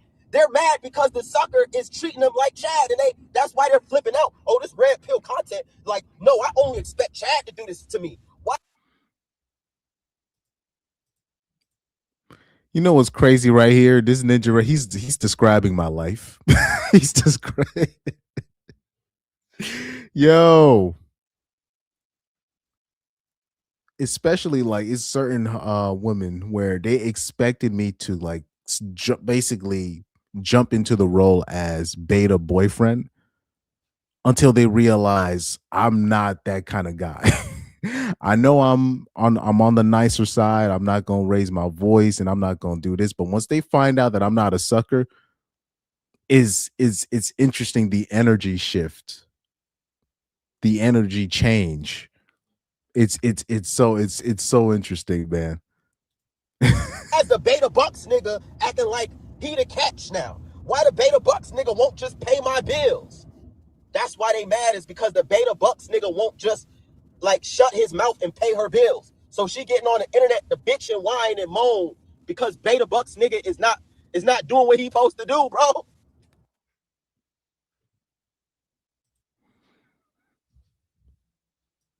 It's very interesting. He said the most legendary misogynist of all time is back, and these. So I bet he got his account. He probably got his account taken. Interesting. Twitter's so based now because Elon is running it. Please. Anyways, shout out to this guy right here.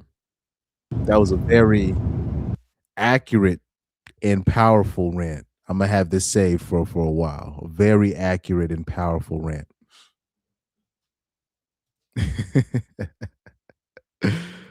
Oh man. Oh yeah, by the way, I do have laundry running right next to me. So I do apologize for that.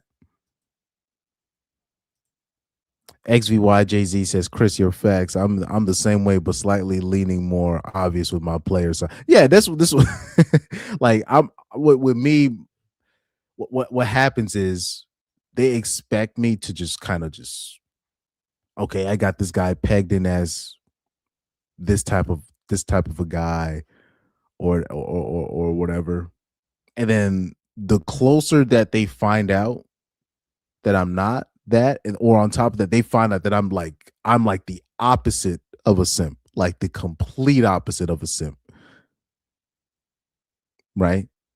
This is where if somebody's spreading rumors about me, that actually works in my favor because then they find out I am not what you think I am,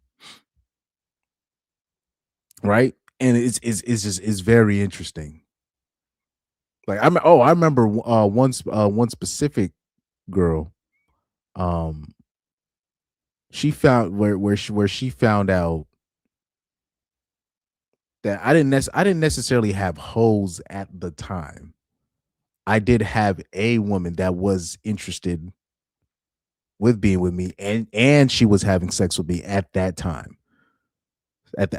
So she was just completely unaware. She just thought I was just this whatever quiet, decent type of dude, respectful to everybody. Like, oh, this guy's a nice beta. He has a nice, decent job. He has a leave that alone. He has connects because I have a lot of connects. I have a lot of connects. I walk in the where I was at the time. I could literally just walk in and go wherever I want. I know exactly who's running the things, who's got the connections, who got. She thought that I would just fall right into her plans until she found out that I was just not that. But Chris, what do you really do? What are you looking forward to? What do you really want to do?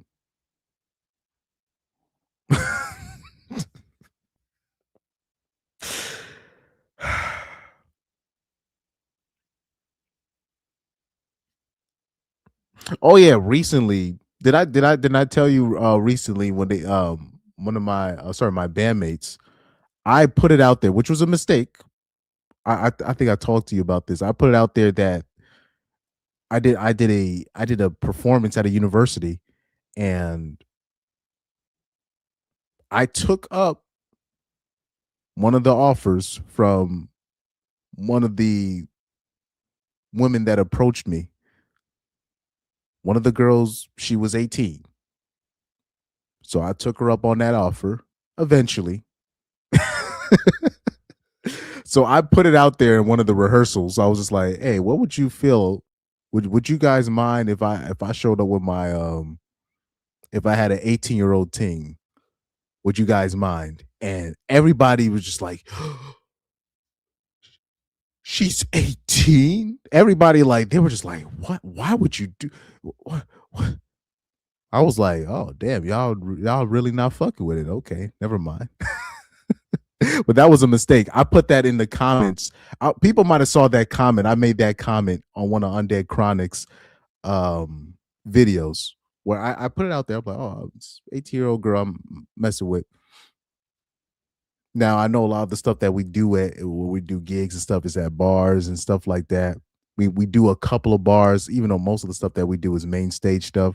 But a lot of these places it's 21 and up. maybe it might not be the best idea, but what do you feel about if I brought one of my 18-year-old teens? Because that's not my only girl that I'm fucking with. Man, these guys almost blew a gasket. And then I found out that most of the dudes in my band, they're dating women like 3 years older than them, 4 years older than them, some of them. And you're just like, bruh. I was like, I'm like, what's going on? Like, I'm sorry, I wasn't raised that way, man. I was raised the man's older. The man is the older guy, and the woman is the younger guy. That's what I saw. But these dudes nowadays, they take pride in that in that their girl is older than them. Like, oh man, I could never. I could, I could never. I'm talking about in public, meaning publicly, where I'm claiming a girl and the girl is older than me. No way. Absolutely not. Yeah, that 18, he says XVYJC says the 18-year-old outrage is lame as hell. Only in the West they shame you. Like I was shocked that they weren't really fucking with it. I was like, oh damn, y'all really not fucking with it? Okay. Damn. They'll even try to bring it up as much as possible. Like, oh yeah, what about you and the 18-year-old? I'm like, bro, really? Why would you even bring that up right now? Because apparently it's a bad thing. It really, like, the normies, it's the gender roles have flipped, bro. The gender roles have flipped. Now, if I was an 18-year-old dude and my girl was 26, they would think that I'm a hero or something like that. Like, I don't know what's going on, man. Something's up, man. But like I said, it was like two or three other male members of the band. I find out that their girlfriends are like 3 years older than them, 4 years older than them. And it's like it's normal now to where guys have girlfriends or wives that are like 2 years older than them, 3 years older than them. I don't know what's going on. Yeah, eight. Well, like I see, Pyro says 18 is a legal adult, but the shaming language broke. Yeah, G Man says Me Too broke them. Yeah, man, the conditioning, like I said, propaganda and social conditioning, it works. It works. We don't give propaganda and social stigma. We don't give it the credit that you know what I mean. We don't give it the credit that it deserves. It works. Oh, it works. It doesn't work like, for example, niggas that grew up getting bullied. That shit doesn't work, right? So my situation is a little bit different. So I can't compare myself to like the average. You know what I mean? Like you got people growing up on cyberbullying. That ain't nothing, right? I grew up like getting picked on, getting hazed and shit like that. People going out their way to publicly humiliate me. Adults going out their way to publicly humiliate me. So that social conditioning, that stuff, when women, how women do this thing on social media. They'll say things three times. They'll say like the say statement like three times. I'm like, it'll be like they'll say something like blah blah blah. It's not consent, and then they'll make it another paragraph, and they'll say the same thing again. Blah blah blah is not consent. They'll do it again. Blah blah blah is not consent. I'm like, oh, you trying to drop a spell on me? Okay, you trying to drop a Dr. Umar saying things three times spell on me? But they will do this. You see how like Mia Khalifa? I always bring this example up with Mia Khalifa. Anytime people ask her about her pornography, her past, she always says this, she says the same thing. I got taken advantage of. I got tricked into doing pornography. So she'll always repeat it. always repeat anytime somebody brings it up to the fact now. So now, if I'm not around, if somebody like me is not around, if somebody like me is not around, not calling her out for lying, they're going to believe it. My cousin fell for it. I remember I brought up Mia Khalifa for some reason for a point, and then he goes, "Well, wasn't that the woman that she said she didn't get her bread?" I'm like, "No, that bitch was lying." But if you if you repeat it enough, that's your reality. If you're on TV, this is why propaganda is powerful. If you're on TV, the comedian Russell Peters. Do you guys anybody know about Russell Peters, the comedian? I remember he was talking about this back in the day when it comes to when you talk about the Muslims and the terrorists. If you flash a picture on the screen, you keep flashing it, boom, Middle Eastern guy with a turban equals, and you keep putting in the term terrorist next to him. You keep flashing it. Eventually, you're going to associate turban guy with terrorists. I know that's a liberal example. Stay with me. Red pill, incel, red pill. Have you heard about the red pill incels? Once I started seeing women doing that, I was like, "Oh, I know what y'all doing. Don't do that." Anytime when I see men and women do stuff like this, because they do that stuff on purpose, so they can create. They want to create the reality based off of their emotions, based off how they feel about something. So they will create so-called reality. They will create, their truth per se. But it's really a spell that they're trying to drop on you. But most people are not privy to things like that. I hope that like the people that I grew up with, I hope they understand why I was so mad and upset all the time when I would see people do that. Like I'll be like it'd be certain teachers, they would do stuff like that, like subtle things. They would try to repeat a lie, and I would just get so upset because I knew they were doing it. I just couldn't articulate it, but I knew exactly what they were doing. He said I called him out and he was dumbfounded. Who are you talking about? He said I called him out and he was dumbfounded. But yeah, Me Too, bro. Me Too broke. Yeah, bro. It's a lot of social conditioning. Because now men, they're afraid to talk about. Oh yeah, my bitch is 19, right? Or my bitch is 21, and because I'm 27, right? So they're just looking at like I remember even one girl. This is one girl I didn't smash, right? Um, we met off of Facebook, and we exchanged numbers and all that, and we was about to start going out and whatnot. But I already know what happened. I know exactly what happened. All of a sudden, she's like, I can't see you, and blah blah blah. Thankfully nothing went too far, but I already know what happened. Her homegirls found out about my age. Because at the time I didn't really see anything. I was like, why? I'm like, why all of a sudden she backing off and all this stuff?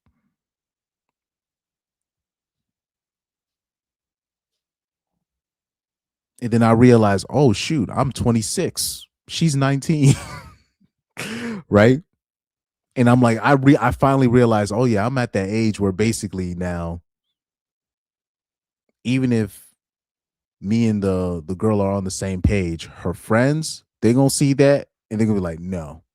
Or her people gonna see that and they're gonna be like, no.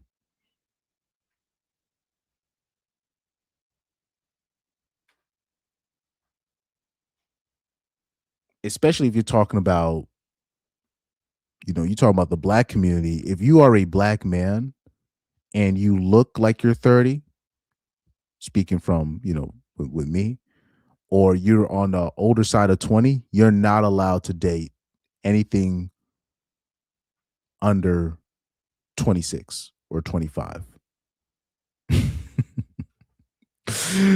That's just how it is. Yeah, the Umar, the 4 times repetition thing. Yeah, oh, Dr. Umar, he be dropping spells on people. Cope Approach says someone called me weird for dating a 19-year-old when I was 23. I remember I always tell you that story when I was what was it 20? I was either 22 or 21. And but because I've always looked older, they thought I was like in my 30s or something. But I was 22, and I went to the movie date with the 19-year-old girl, and I think I was 21. I think I was 21 at the time. And people was looking at me weird until somebody from the booth recognized me. So it kind of like whatever, it kind of weathered the storm. He already knew my age. He already knew what while I was there for what I was doing. But yeah, it's we're in strange times where basically if you're the man and if there's a little bit of an age gap, it's a problem. Like I even remember one chick. Even the women are afraid. So you'll have certain young women now, right? I remember she was talking about, oh, I'm in a little bit of an age gap. I'm kind of afraid to put it out there. And she was 21, but and then I was like, oh wait, so how old is the dude that you date? And she said, oh no, we're together. It's official. He's 25 and I'm 21. I'm like, there's nothing wrong with that. She was concerned because she felt like her friends was gonna call her guy a creep. And I was like, what do you mean? Like, but that's how the conditioning right now, it's crazy. Now, the irony is it's a whole bunch of women that age that are messing with like 40-year-olds for money. Like they'll be like these same broads that are doing all the shaming, they'll be sugar babies themselves, doing all types of nonsense behind closed doors, and then at the same time shaming dudes that are like 26, 25 for dating a 20-year-old. It's it's crazy work. For me, um when it comes to dating, right? I don't necessarily have an age preference per se, but I'm very wary of if you're dating a certain age of woman, I already know what you're dealing with. So that's why for me, I think it's for me personally, I think it's better for me when it's if I'm not dating somebody, it's got to be somebody that's under 25, right? So for me, from 18 through 24 is a safe spot for me because when you're dealing with somebody 25, 26, 27, they're looking to settle and they're basically looking for somebody to pay their bills, and they're basically going to be like, aren't you tired of being in the field, and are you tired of? I'm not trying to hear all that. And then especially if you're dealing with somebody that's like 28, 29, nah. That I think there's if you're a man and you're dealing with somebody 28, 29, 30, that's a disadvantage. That's just me personally. So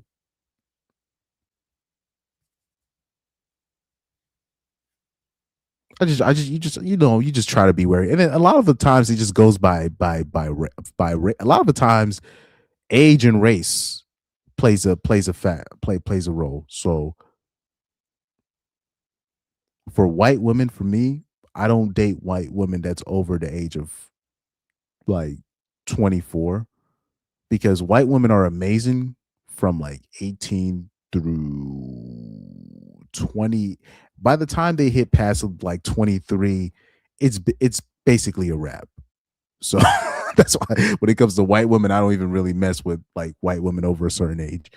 And then like I tend to give leeway towards because there's certain South Americans that even though they're like 26, 27, they still look good. right? If they're like late bloomers that are like 27, 28, they look young enough or they look pretty and they won't show their age. So I remember when I was like 25, I'd go out once. I remember one chick, she was like 27. I was 25, but she looked younger than me, right? But when it comes to black women, there was a time that I did primarily date black girls because I was 18, they were 18, right? I was 19, they were 19. So it was like black women my age, basically. Right. Black girls my age. So we would always like match ages. Then I remember I was in a situation where I was 20, she was 18. We both worked at a certain spot. At one point, we tried it out, it didn't work. And that was probably like the last time. I was probably what? I was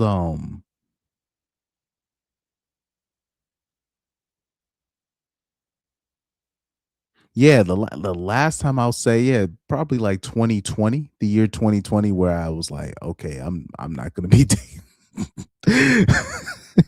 no more B dubs, right? After I turned 20, yeah, after I turned 21, I was like, yeah, no more B dubs.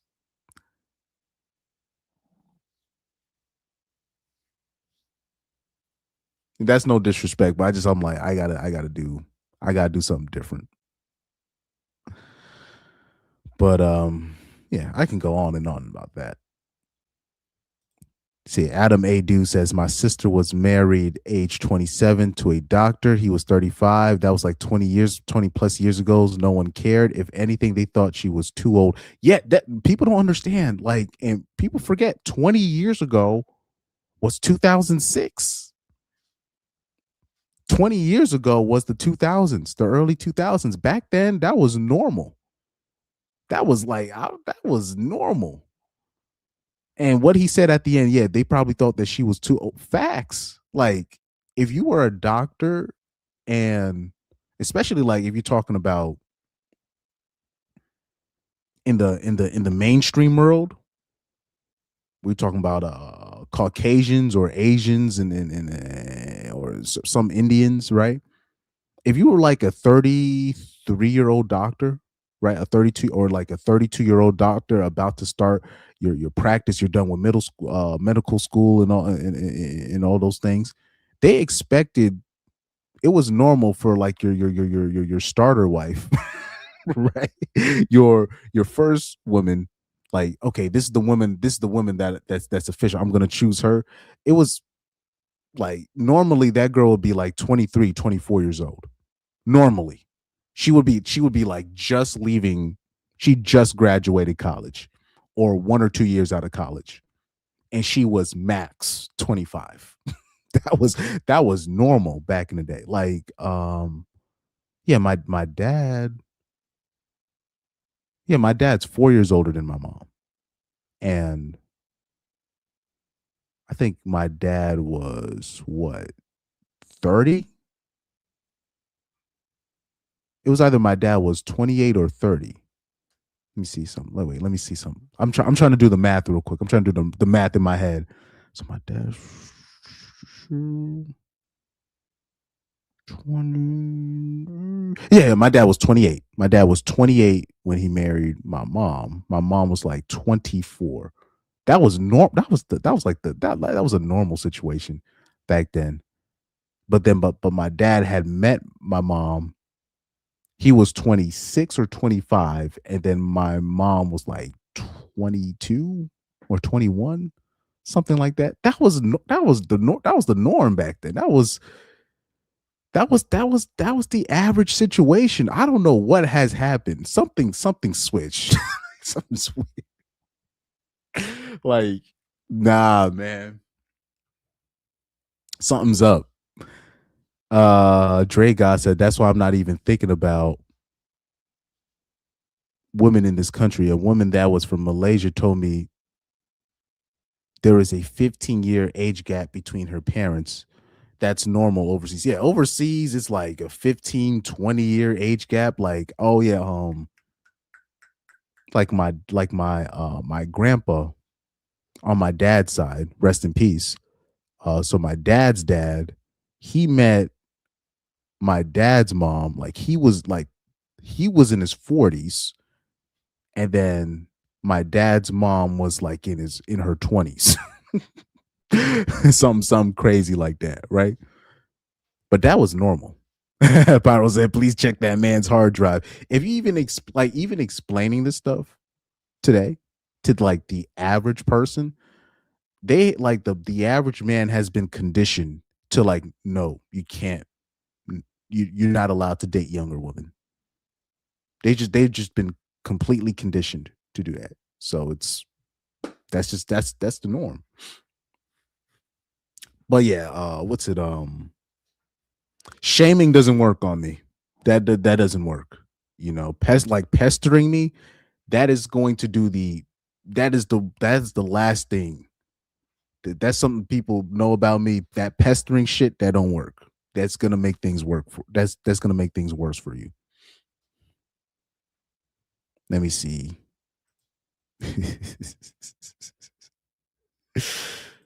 G Man says women go unmarried longer. Women get older. Women bash dating younger girls. Dopes absorb the conditioning, repeat ad nauseum as society circles the drain. Yeah. Like even when I was growing up, back then it was normal to see like I remember like I've seen like certain parents where the wife would be 28, 27. Oh, so sorry. The wife is like 31, 32, and then the dad is like late 40s. So it's like a plus 10-year age gap. The only time you would consider the age gap crazy if it was over 20 years. That would be like considered okay, that's a little bit too much. But it was normal for me to see stuff like that. Like I grew up just knowing like the man has to be older and then the woman is younger. That's how I grew up. And I will continue this tradition. Nah, man. But anyways.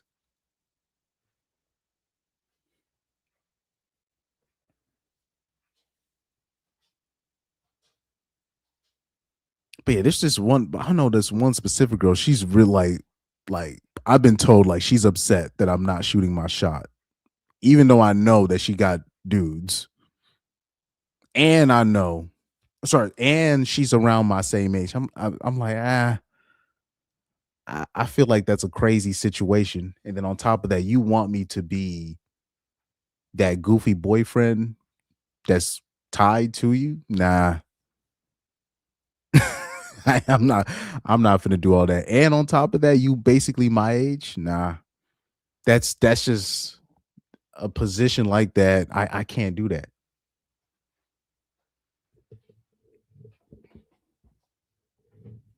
And then especially like I don't mind if we're like in a situation like okay, we're friends with benefits, okay, fine. But in terms of claiming you and then like you're claiming me and I'm claiming you, if I'm going to do that, I'm going to be starting off with something fresh, right? So say like for example because younger women at that they're not even trying to take things seriously themselves, so that's an advantage for me. But say if I do find a younger woman that does want to take things seriously, at least I would consider it if she's fresh. But you already ran through you 26, 27, and you want to slow things down and nah, we ain't doing all that. You had all the time in the world. Don't try to do that with me.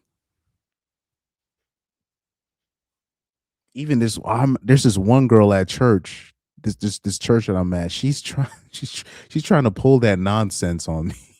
Her and her mom. They're basically trying to set me up with her. Now she's 25. I'm 27, but I already know what she is. She's in the church.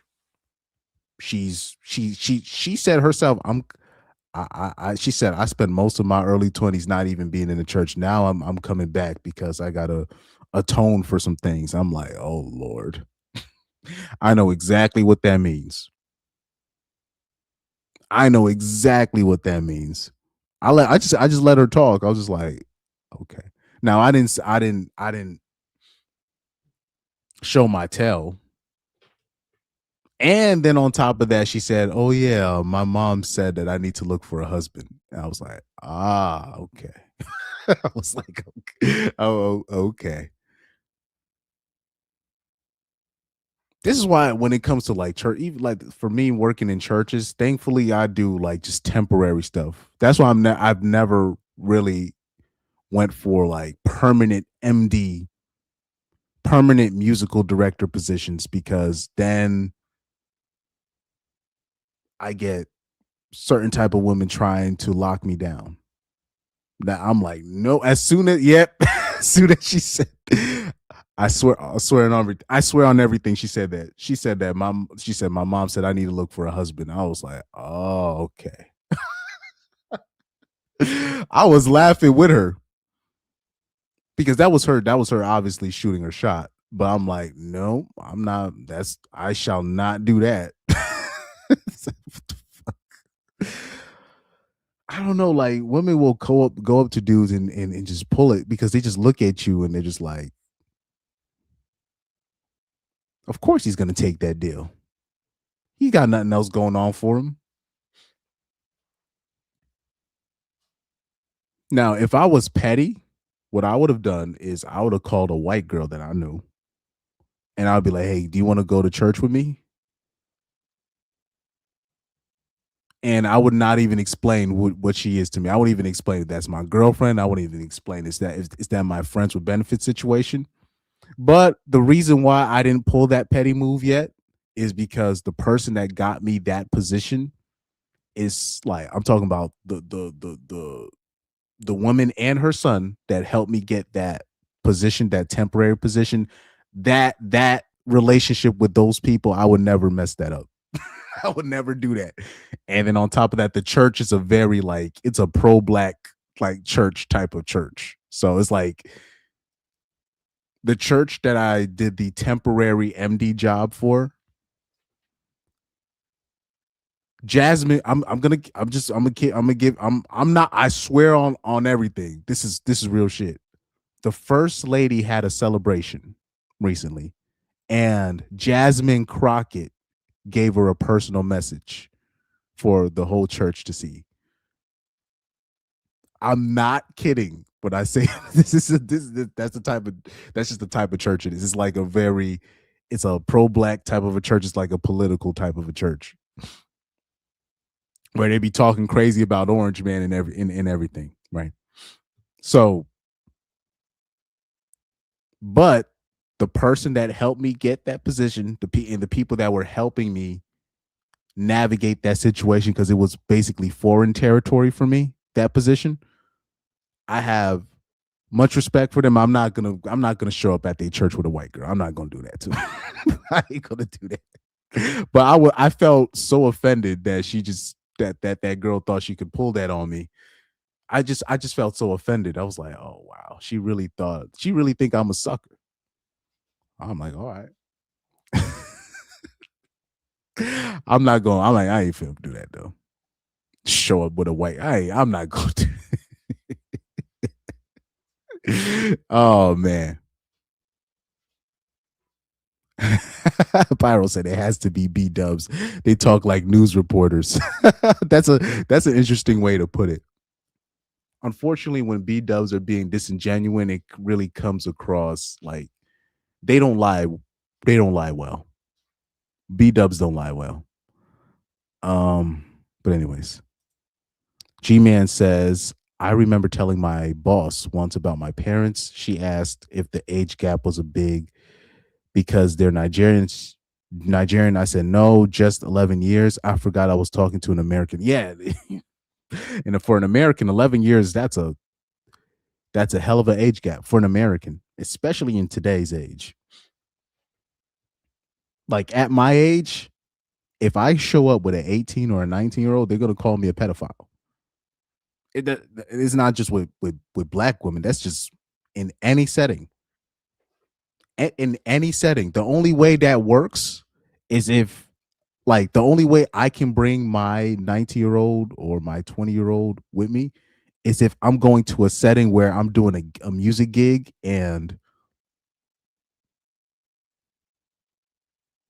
the dudes that I'm doing the music gigs with, they have their girls with them.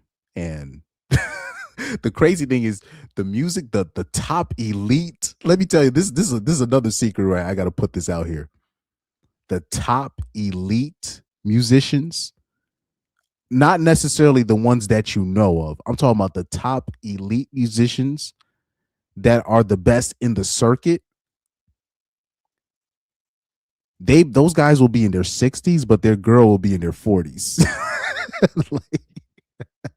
like those, like I'm talking about the top ones. The top ones that I know of, they'll be in their 50s, and then their girl is in their 30s. It'll be like a hell of an age gap. And then like they be telling their girls, hey yo, I need help lifting this equipment. You need to help me with this equipment and all this stuff. They girls be in check. And their girls will be like 20 years younger than them. Right. So that's a very interesting dichotomy, but shout out to Henoch is in the chat. He heard me say 25-year-old and he's like, ew. Yeah, I can already hear Undead Chronic's voice. Ugh. Ugh. Oh man. G-Man says, I had forgot. Big age gaps aren't the obvious gold digger 24-year-old female, 55-year-old male relationships you see some celebrities get into. He said, please don't do that. Yeah. Well, as soon as she said, my mom wants me to look for a husband, I just laughed with her, right? I just played along, but I'm like, absolutely not. Run. XVY Jay-Z says, bro, I love niche experiences like this. I had a bad redhead at my gym follow me to a nearby salad bar I go to after the gym, following me through the aisles. I ignored her because I know she wants me to play the beta role. Yeah, she's looking on for. It's not necessarily that you're a beta. It's just that she's looking at you like, oh, he looks like he has it together, right? So I'm pretty sure if I ever met you, XVY, you would look like a black dude that looks like he has it together. Clean cut, knows what he's doing, has a routine. There's this trend on Twitter, right, where they're just like, do not date the athlete, date the nerd. So you have black women saying stuff like this. So you got these hoes following trends. They're just, it's very disingenuous, right? Now, I tend to give like white women a pass for certain things. So it'll be like certain white women I will entertain because they will date a ninja like me in high school, even though I'm not put all together yet. They will at least give me a shot without clowning me. You know what I mean, per se. So I'll give them a pass. I'll entertain them for a little bit. I'll give them the time of day. But this thing that with this disingenuous thing that particularly black women will try to pull, I'll just be like, I'm like, this is so disingenuous. But anyways, Henoch said, "Thou shalt not simp." He said, "Don't hurt her." Now I'm not. I would like, because I was thinking about. I'm like, should I bring my? I'm like, as a joke, should I bring my white biche? Should I bring the white girl I know? Not just any white girl, like a pretty white girl. I know a white girl right now.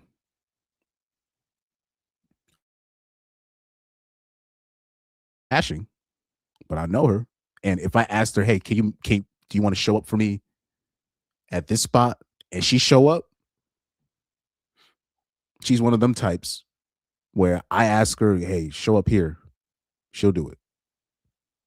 So hey man, I was this close. I was like, should I do a flex?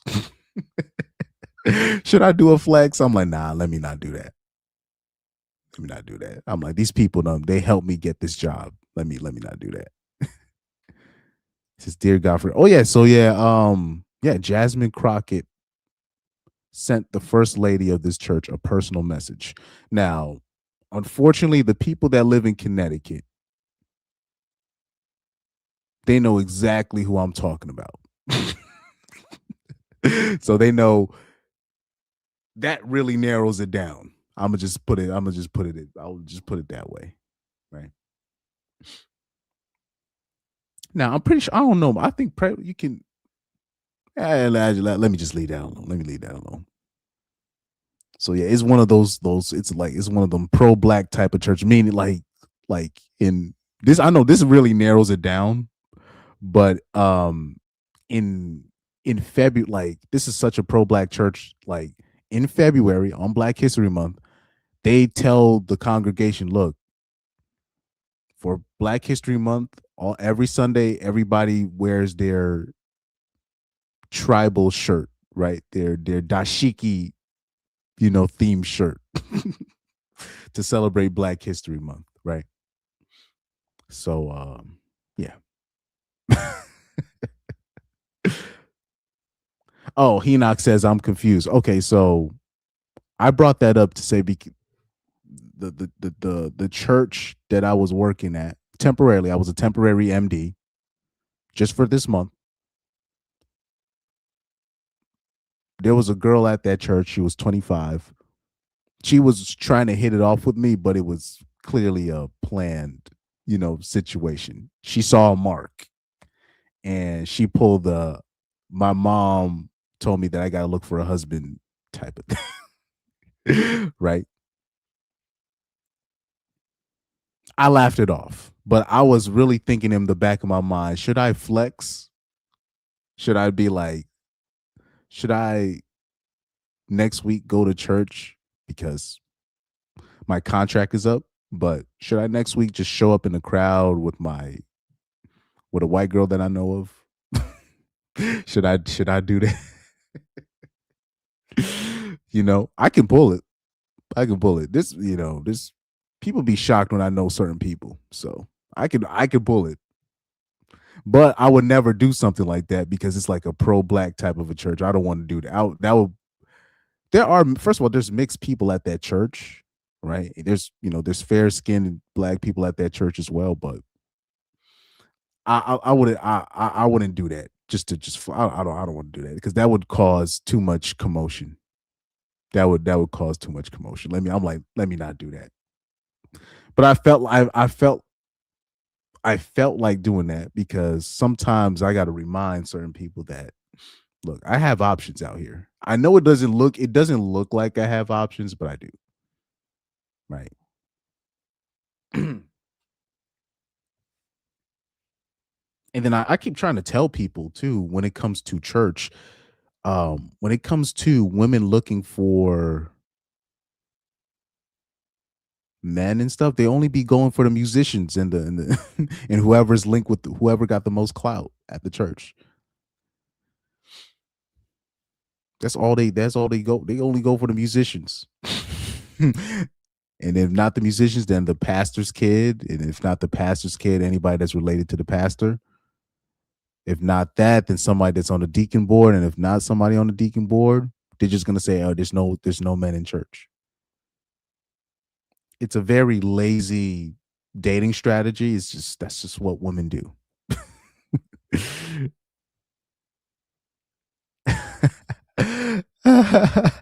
Enoch says, I swear to God, it's crazy you have a pro-race church. Well, it's not like an openly, what I mean? It's not, oh, I'm a pro-black church. It's just a church it's a political type of a church.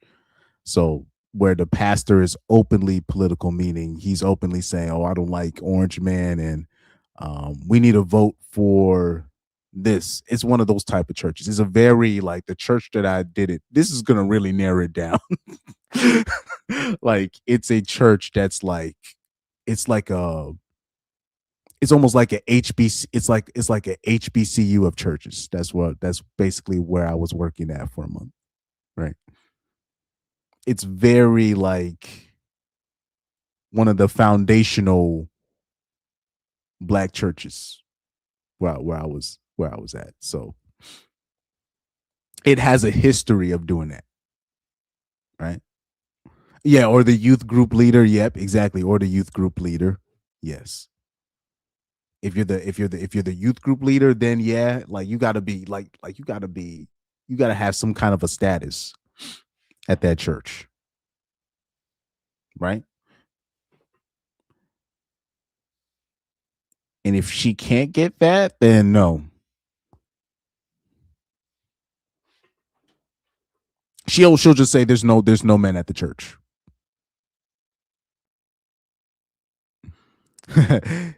Enoch said, Jesus, with all due respect, that's disgusting and an insult to God. People should keep politics and religion apart. Oh yeah, they should. And like I said, it's not an offense to me. It's not, like I said, that's not my church. It's not my church. You know what I mean? So it's not an offense to me.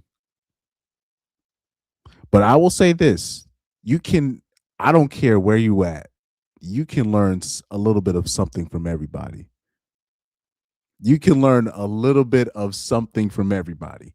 In these 4 weeks, that place where I've been at, I learned a lot in 4 weeks. I learned a lot. I was like, oh, so this is how this works. This is how that works. Because usually when I'm if because I don't play at churches. Like I don't play at black congregational churches. That's not what I do. I don't even know any black congregational hymns like that. I just started learning these things like recently.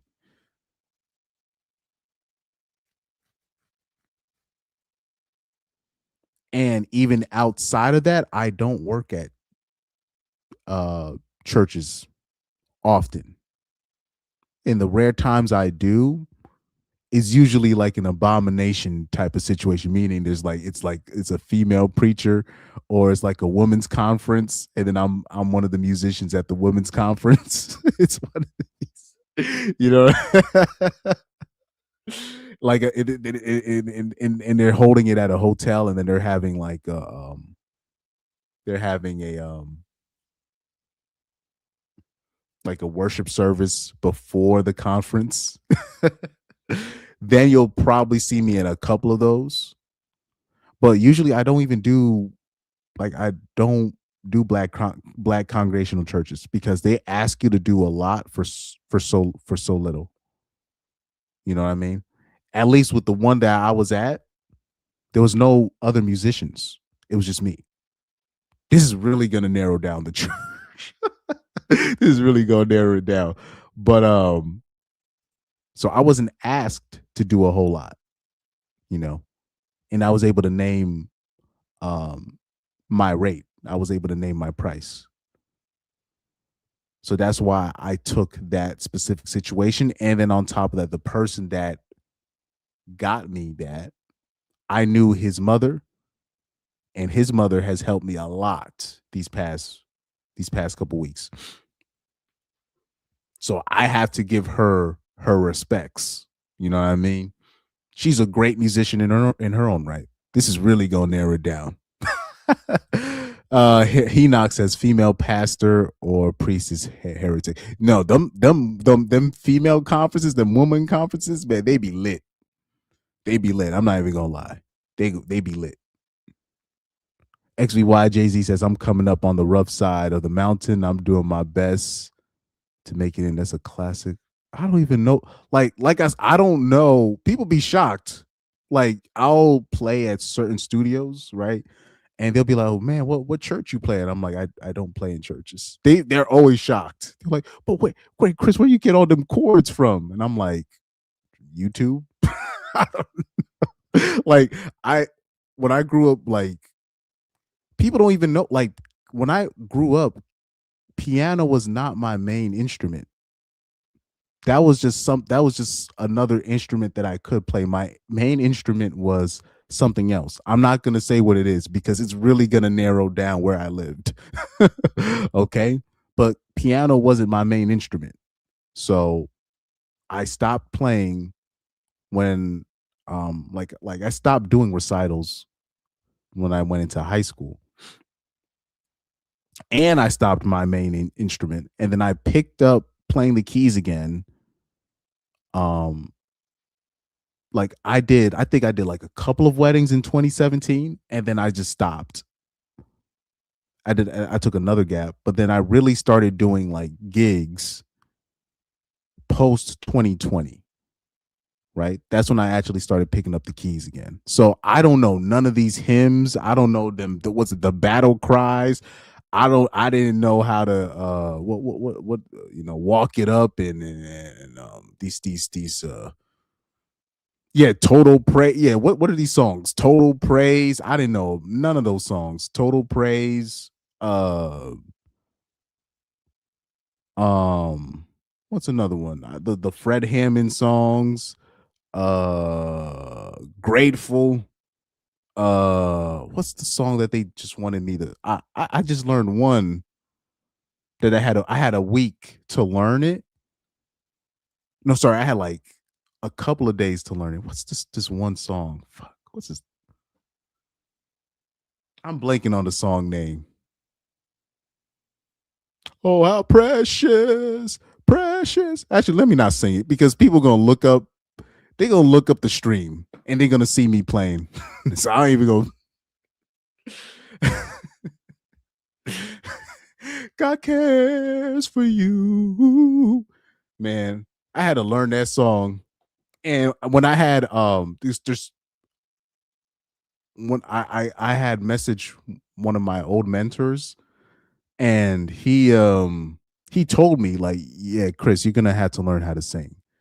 And he's like, Chris, you got to stop making you're gonna have to because you're gonna have to learn. He says if you're gonna want to be an MD in the future, meaning MD at those type of churches, you're gonna have to not only know how to play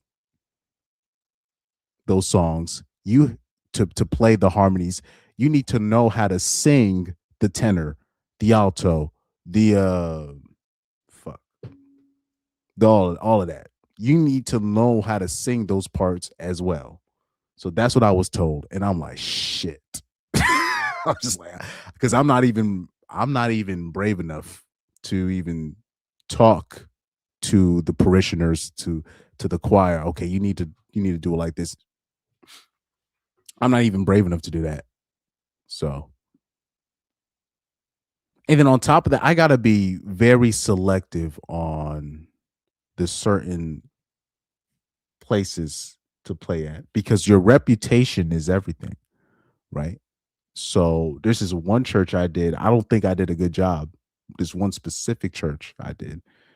And I was set up for failure where the guy set me up to do the gig with this church, but he didn't tell me there was no bass player. I was just like, I'm like, that's a very you can't leave that shit out. And then and then the organist that I was playing with, he doesn't know English. So that was a bruh. The gig, like the service went fine, but I was just like, bro, this service was a lot harder than it had to be. And that changes everything where basically I had to do the bass and the keys. So like that was ridiculous. So I'm not gonna put myself through that again. So I gotta make so when it comes that's why I tend to avoid doing, churches and stuff like that. But that's the same service that remember I told you that like after the service that one of the guys was asking me, wait, so you don't have a home church? Where do you get your spiritual grounding from? And I, for some reason, as soon as he said that, I wanted to say Hammerhand. I just for some weird reason I wanted to say that because I was just thinking about his Sunday sermon streams, right? I'm like Hammerhand, right? And or low key, I wanted to say Corey Holcomb as well, right? Just for shits and giggles.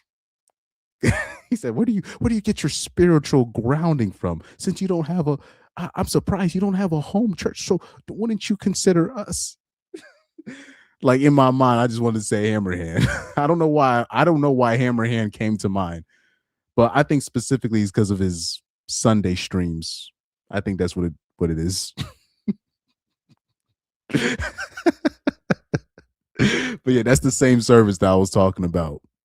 But yeah, it's a lot. Man, those pianists that you see, or the keyboard players, and the organists that you see that be working at these black churches, these black congregational churches, black Baptist churches, like they're underpaid. I will just say that, right. They are underpaid. I'm not saying I'm underpaid. I'm saying they are underpaid because they ask these guys to do a lot. It's basically a full-time job, you know. One guy, he was gonna one MD, he was gonna hire me for keys to play at the New York City campus at one of these churches, but he wanted me to do. So at first I said, I named my price. I was like, okay, 250 or 200. I think I said 250 or 300. I don't remember. That's what I would expect for one service, right? But I didn't say specifically for a service, but um something happened. We stopped communicating. And then I talked to a drummer and he said, "Oh, do you know this MD, whatever?" I was like, "Oh yeah, I know. I literally have his number." He's like, "Oh yeah, don't do it." I was just like, "Wait, what happened?" He's like, he basically told me that he wanted to give me 250. And I was like, "Well, that's not bad, right?" But he said he wanted him to do 250 for two services. I was like, "Hell no." No. So exactly. So yeah, 250 for 1 or 2 hours is still no. So what the MD wanted, he wanted us to do, he wanted me and that drummer, he wanted us to do 200 for two services. So each service is like 2.5 hours. So two services, and you already know one of those services is going to be 3 hours, and for 200, no, that is not on my watch. That's great. That's crazy work. Because basically, you're not getting no break. You ain't getting no break. Now, 250 for a 1 hour service, 2 hour service is still like you. There's like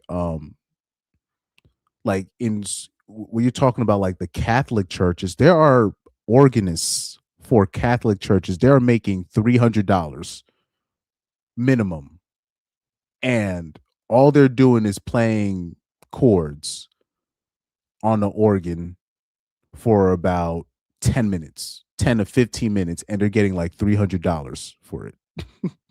And they probably got an outro song or something. They got an outro situation. I had no idea there was like these mass Catholic, like at these Catholic masses. I don't know how that works. The Catholic spots. The organist over there been making $300 to $400. I'm like, what? And then there's old school white congregational churches. Uh and they were hiring, like, their services be like 1 hour long. Their services be 1 hour, and the pianist is getting like $300 minimum as well. I'm just like, what? I'm like, that is an easy. Meanwhile, at the black churches, you got to be an MD, you got to do the arrangements, you got to do stems. Like I know some of these dudes I know, they're like they're. I'm like, Like they end up having to do like 2 services because one service is paying them like 100 or 150 and then another service is paying them only 100. Like, nah, I can't live like that. Not me. Not me. That's why I avoid doing churches for the most part. That's a lot. But anyways. Yeah, he heard the price say, hell no. Yeah, 2 services for 200? No. Absolutely not. Right. Like me, what I'll do, like for me at this point, if it's one service, 300 minimum, and then if I got to do rehearsal, $50 for the rehearsal because just because of the gas, right? I still I still might be working with the church that I'm at past this month, but it's only going to be for Wednesday nights or something like that. Thursday nights, I don't know, whatever they got Thursday night services or Wednesday night service, whatever Bible study, they got different services for that. But that's obviously gonna be a different price because that's not a service, like a real service. But they'll still have music for like the Wednesday nights / Thursday nights. I don't know what day they have it. I just know like there's a lot of churches where they'll have like a Tuesday night or a Wednesday night service and they'll still have music either for the youth or just for everybody else, even though it's a Bible study, but they'll have music. You know what I mean? So apparently I might be doing that. Um I know this is a old drummer that I used to play with, meaning when I was a kid, when I played drums when I was a kid, there was an older drummer that was the main drummer. I met up with him and I found out that he's actually at this church and he's playing Wednesday nights at this one specific church. You know, I had no idea that he was still playing drums, but anyways.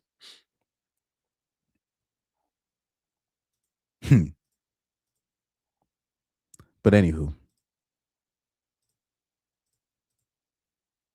let's see what else I got. Let's see what else I got. Do I have anything else? It said 4 women on how red pill content destroyed their relationships.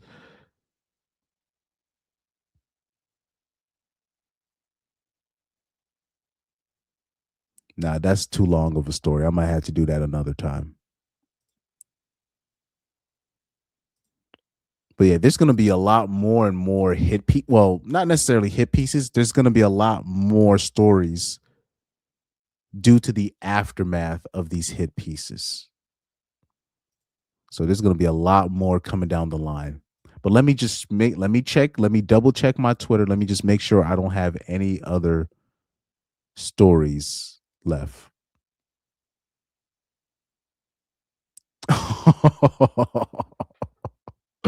Oh man, I see a couple of great ones, man. I see a couple of great ones that I have saved up. Yo, I got some great videos saved up. Oh man, I got some great videos saved up. I'm gonna give you guys an alternative rant. Let me give you an alternative rant real quick. Let me give you an alternative rant. This is gonna be different from the norm. This is very interesting. This is some very interesting stuff. Let me actually share this. He said, "Lay it on us, G." Yeah, I got y'all. So this video, this is going to be interesting. I want you guys to watch this real quick. Here you have a dad scolding his daughter for, I guess, she's moving out of the house to live with her loser, musician boyfriend. So this is interesting. This is interesting. Let me see this real quick. And keep filming, please. Why do you hang out with this loser? Excuse me. I can film too. Please do. Why do you hang out with him, Cass? With your life? What? What you're doing? Are you happy? I'm so happy. So you're really happy and thriving right now. I am happy and thriving. Okay. Wow. You're being mean right now. I don't know why you're not. Yeah, being why are mean. you being mean to me? You wouldn't even take my pumpkin bread. You're shaking. What's that? You wouldn't even take my pumpkin. My bad, guys. Hold on for a sec. Hang out with life? What? What you're doing? Are you happy? I'm so happy. So you're really happy and thriving right now. I am happy and thriving. Okay. Wow. You're being mean right now. I don't know why you're not. Yeah, being why are mean. you being mean to me? You wouldn't even take my pumpkin bread. You're shaking. What's that? You wouldn't even take my pumpkin bread. I baked Well, you you pumpkin obviously bread. didn't make it for me. You made it for mom. I- You made it for mom. Let's So get out of that's here, how John. you're going to be a part of our family is by baking them bread. You had so much more in store for you than this. Yeah. What did I? This Yeah. loser. Yeah. This guy's a loser. That's know what you that? think? Yeah. Mm-hmm. He's a nobody. How's that album coming along? How's your career coming along? It's Are you coming along- gigging It's still? coming along great. My career is awesome. How's Dude, the album coming? It's John's coming along producing great. for you. Yeah, we're It's working. nothing. It hasn't happened. He's not going to do it, Cass, because he's afraid of losing you. yeah. If he didn't have you, he'd be by himself. Right. I wouldn't be bummed. So, what do you guys think about this situation? Oh, man. G-Man says, I already know what you're going to say about this, and I agree 100%. So XBYJZ says, this is the negative side of ecclesiastical marriage. My married people hide from the free agents. Interesting. Enoch says, for now, they are confident. Let's see what happens in a couple of years. Okay. So when I see something like this, right? Do you know who I blame in this situation? Keep. I don't like, because I don't know if this is a skit. I don't know if this is a skit or not. So actually, you know what? So before I even make my opinion, let me just make sure this is not a skit. Let me just make sure this is not a skit. So I'm gonna look at TikTok original ghetto garage TV. This might be a skit. So before I get too emotional, before I get too wrapped up in the scenario. See, original ghetto garage TV. Oh shoot, hold on. Ghetto. Okay, original ghetto garage TV. Let me just make sure. What is this? Original ghetto garage TV. Let me see. So I'm right here on the TikTok page.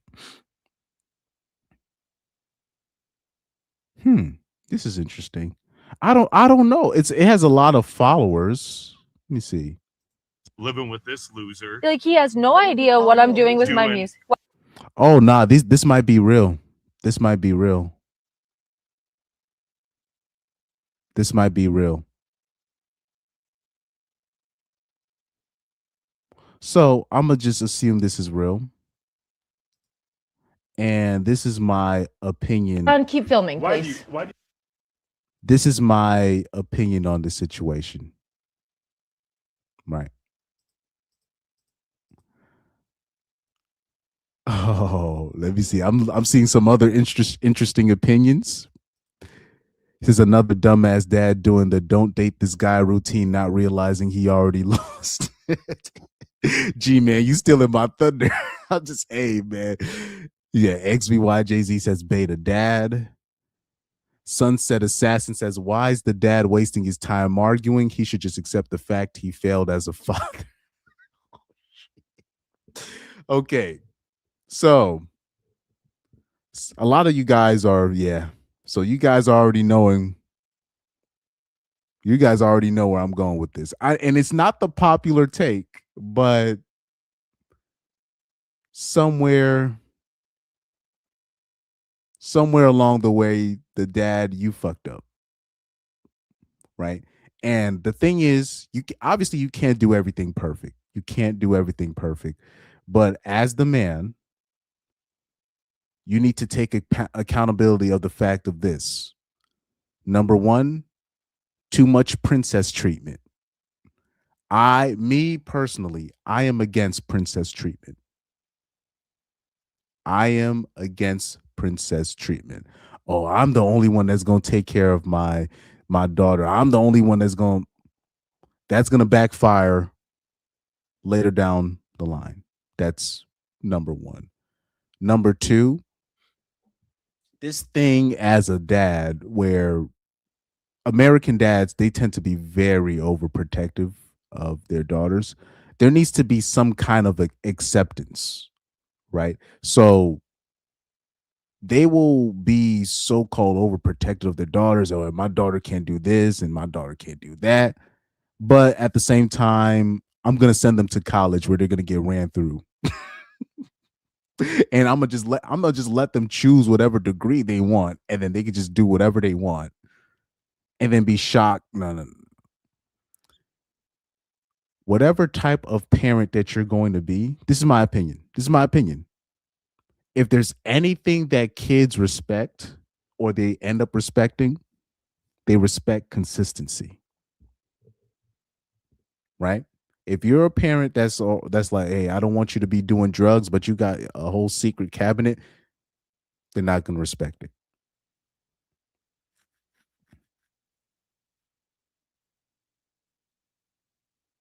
I can go on and on. I don't want to go into, parenting techniques because I don't have the experience. I'm not a parent, but I'm just saying from the kids that I've observed that tend to be the most successful, I tend to look at how their parents are.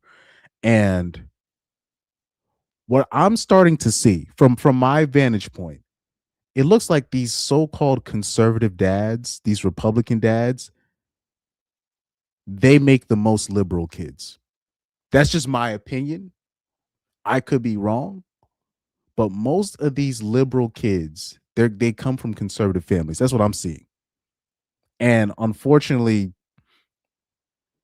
a lot of these dads, they won't admit it, but they spoil their daughters rotten. And this is why they end up getting shocked when their daughters end up with losers or these so-called losers. G-Man says, I keep notes. You covered similar stories in the past. G-Man low-key got me figured out. Yeah, G-Man and Ronald Wichita, y'all got me figured out. I'm not even gonna hold you. Y'all already, you guys got me. I'll say this, Pyro's a little bit different. Pyro's evolving. And I'll just leave it at that. Pyro's evolving to the point where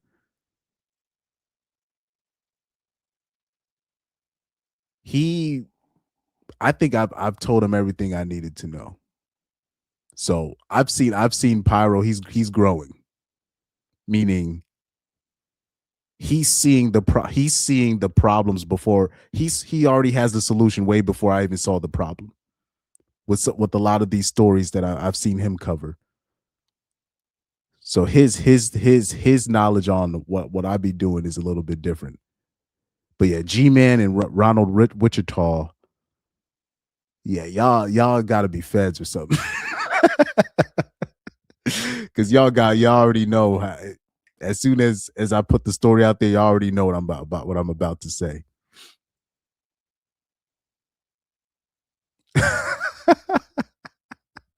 G-Man says, I'm against princess treatment. $1 million dads just clutch their hearts in pain. Yeah, I don't believe in, like, how, you'll have,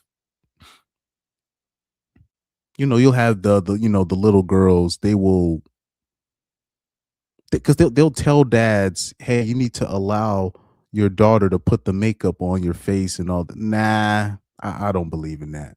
Just me personally, I don't believe in that. Enoch says, on the bright side, he's gonna be a grandfather either. that's funny. XV that's fucked up. XVYJZ says he's actually pushing his daughter further in his arms by insulting him. This is why you'll have a whole bunch of a whole bunch of girls. They go on college campus and they will sleep with every single type of dude that their dad told them not to sleep with. And I also think it's a mistake where you'll have these dads, they're willing to throw all men under the bus because they think that's gonna help their daughters avoid the assholes, avoid the bad guys and all that stuff. But all that does is only makes these women curious about these types of people. Right? XVY Jay-Z says girls want what they can't have. Yeah, they just oh man. Nah, Pyro's been studying. He's been studying.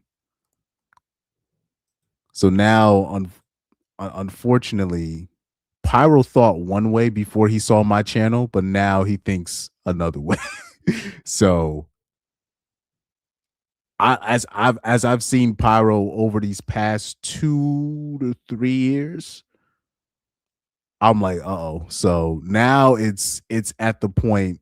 So the stuff that Pyro knows now, the teachings that he's gotten from AJ, the teachings that he's gotten from Undead, and then now including myself, and he lives in Jamaica. So he has all the tools necessary now, especially what I've been seeing from him lately. He has all the tools necessary now.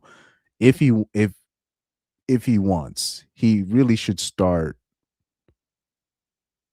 putting stuff on his channel and really start putting the content out here. He has everything that he has everything that he needs now. He is ready. If I could now I sound like one of them, like in the Bible, they have like the prophets, they'll put the oil on the people's heads and stuff. Yeah. Pyro's ready. Pyro's ready. G-Man says one of my first red pills was seeing a girl from when her parents dropped her off for college to just 2 weeks later. Absolutely insane-ish. I already told you guys all my stories, so I'm not even gonna rehash. All I gotta tell you is any young dudes out there that's watching this, those 2 weeks, I need you to study those hoes. The first 2 weeks of being on college campus. You just watch. Just watch. You'll just be like, wow, I understand why these ninjas be getting in trouble with these white girls. I get it now. You'll be like, okay, I get it. I understand. Like even me, like I used to have a perception of cheating.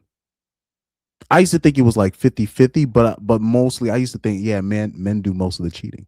Before I went to college, I used to think men did most of the cheating.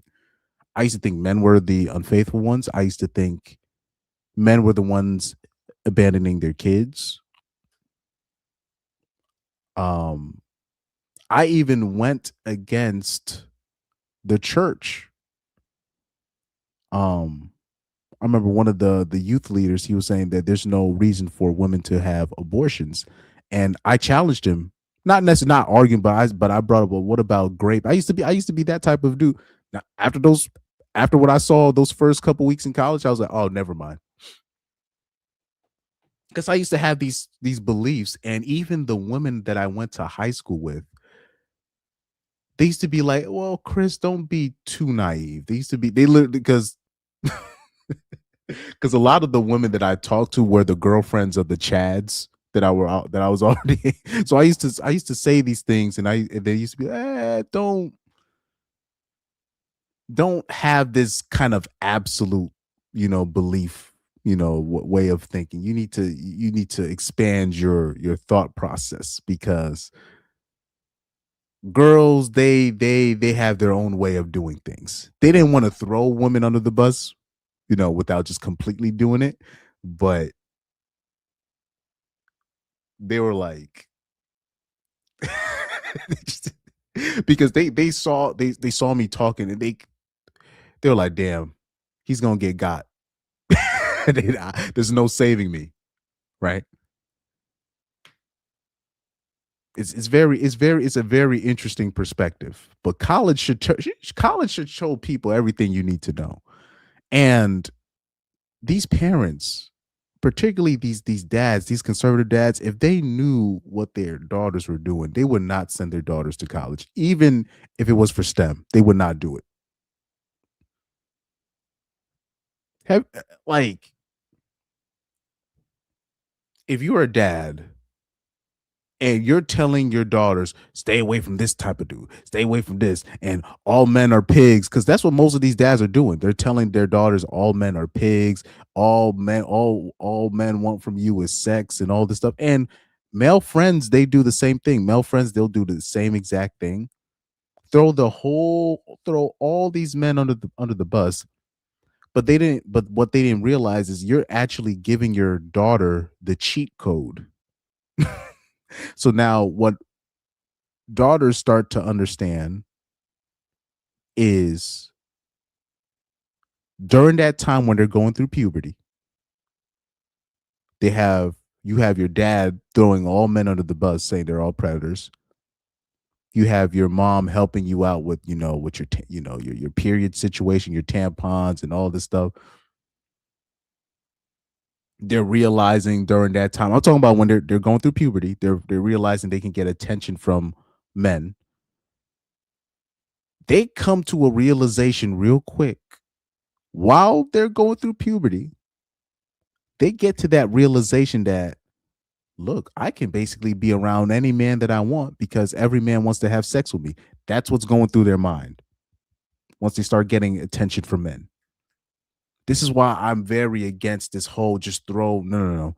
I just believe if you are a parent, you need to lead by example. It's not necessarily what you're telling them, is what you're showing them. That's just for me. For me. A lot of the more well-balanced women, or the well-balanced people that I saw, their parents were balanced and they were congruent. The ones that had the more, they had healthy relationships, they came from a normal situation. They didn't come from a situation where they either came from a normal situation, or if the dad was strict, he was consistently strict. He wasn't a hypocrite. So yeah, if their parents were lenient, they were like super lenient, and they were just whatever. Or their parents were super strict, they were super strict, but they were consistently strict. But for the most part,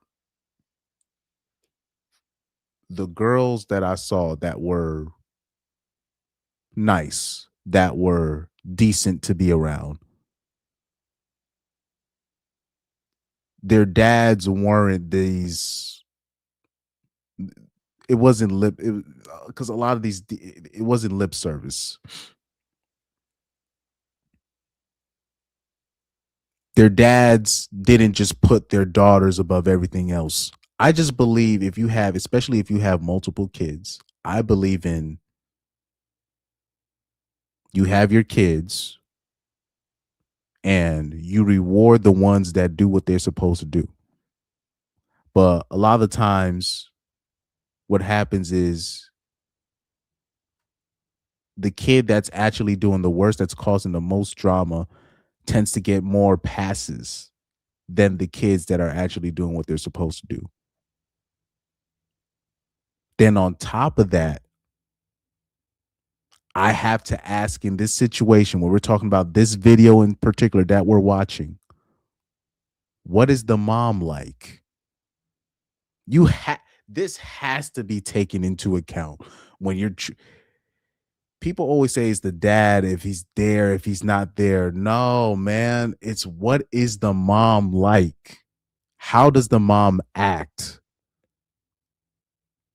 Is the mom undermining everything that the dad does behind closed doors? Because it doesn't matter what the dad's saying. If you got the mom playing interference while the dad is trying to instill a philosophy, the daughter's just going to end up exactly what the mom wants the daughter to be.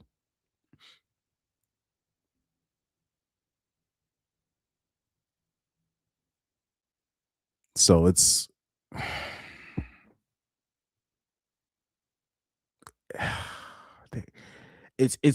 really so much that I can go into, because I already know he's done so many things wrong, but he's doing all the things that I see what most of these average dads do.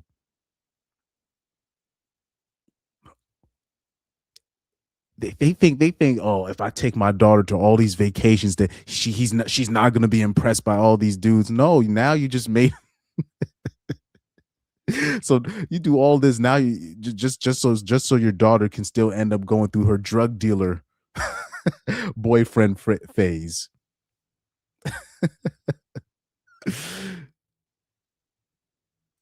Enoch says, "Oh yes, I've been there. I think I've ruined a few relationships without knowing the first 3 weeks when I entered college. Yeah, if you go to college and you don't leave red pilled, I don't know what you're paying attention to. Like after going to college, I'm like, there's like, unless if my daughter, like if I have a daughter, right? Unless if she's going to become a lawyer, if she's going to become a doctor, if she's going to become something of significance, I'm not going to throw you to college just willy-nilly. That's not going to happen. You need to be like an engineer or architect, something.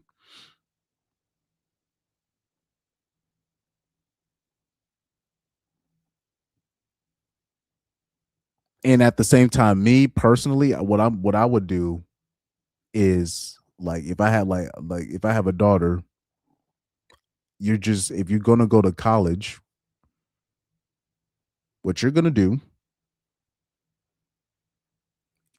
is you're gonna go to a state like I said, if you're not gonna be, like I said, if you're not gonna be a lawyer, if you're not going to be a doctor, if you're not going to be one of those three things, right? I'm missing something, like an engineer, like if you're gonna be a chief executive engineer, something, one of these things. You're not going to be going away to college. You're going to be going to a state school, or you're going to go to the best school in the state that I'm living in. And you will still be living at home. And then now, until you graduate, then you can make your own decisions. But if under my tutelage you start making grown decisions, you will be on your own and you will not be getting any of my funding. But most dads are afraid to let their daughters go. But they'll still let them go, if that makes sense. They'll tell their daughters not to do this, not to do that, but they'll send them to like UCLA. I'm talking about, they'll be so strict on their daughters their whole life, and they can't do this and they can't do that. But then they'll send their daughters to UCLA to get a degree in underwater basket weaving. Like you just I'm like, why would you do that? You got to be consistent. But like I said, if I have a daughter and she's really passionate about, okay, I want to do this liberal arts, okay, I'll pay for your community college. And you will go to that community college. Then after the 2 years of community college, then you can choose what you want to do after that. If you want to go to grad school. It's not my options to the people that will be under me. It's going to make sense. I'm not going to have it where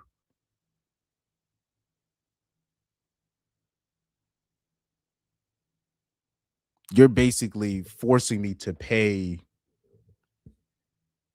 for an all trip expense, an all trip orgy express. I'm not gonna do that. If you want to do that, you're gonna have to pay for that. I'm not gonna pay for you to just get ran through and then become a liberal. You're gonna have to pay for that out of your own pocket. Sunset Assassin says paying attention to what women do and not what they say is a very important lesson that every man needs to learn. Dre God 486 says the conservative dads are covert feminists. That's the problem. This is true. Says, yeah, my daughter is not going to college. Yeah, it like for me, it depends. You need to be doing something. Like you're not just gonna go off of, because if you actually care about your degree, I could literally just say, okay, say if I live in Massachusetts and I live 20 minutes from Boston College, right? A well-known college. Or let's say like this. I live 20 minutes from Harvard, and they give you a significant package for you to go to Harvard, but you'd still have to pay a certain amount of money. And then you can drive back and forth from Harvard to home, but I would have to pay for it. I'll pay for that. Now you can't. Now, if you start talking about, oh, I want to stay on campus, that's not going to happen. That's not going to happen. I would give my daughter options. I'll be like, okay, yeah, you can go to any of, I will send you to the best college for that very important degree, and I will pay for it. You just can't stay on campus. You'll spend 2 years still at home. And then after your 2 years or after your 4 years, when you get your degree, then you can have your options and all this stuff. But a lot of the conservative dads, they just send they'll just send their daughters to the colleges willy-nilly, just without any requirements, just their word. Dre God says, also, like you said, these dads treat their daughters like princesses, making them insufferable too. Yeah, I think, yeah, he said the mom doesn't respect the dad. G-Man says when they end up like this, you already know how she is, unhelpful and passive at best, but usually it is as the antagonist. He says, I think if your daughter wants to be a lawyer, then she's already in deep trouble. This is true. This is true. Yeah, he says, even architecture is compromised. I would not recommend anyone sending their daughters to college unless it's something, but my cousin got ruined the moment she entered college. Too much zing. I say it like this. Me personally, it needs to be something like serious. And she cannot stay on campus. Minimum. She cannot stay on campus. And that cannot, I'm talking about, there's no negotiation on that. No negotiations. You can't stay on campus. Nope.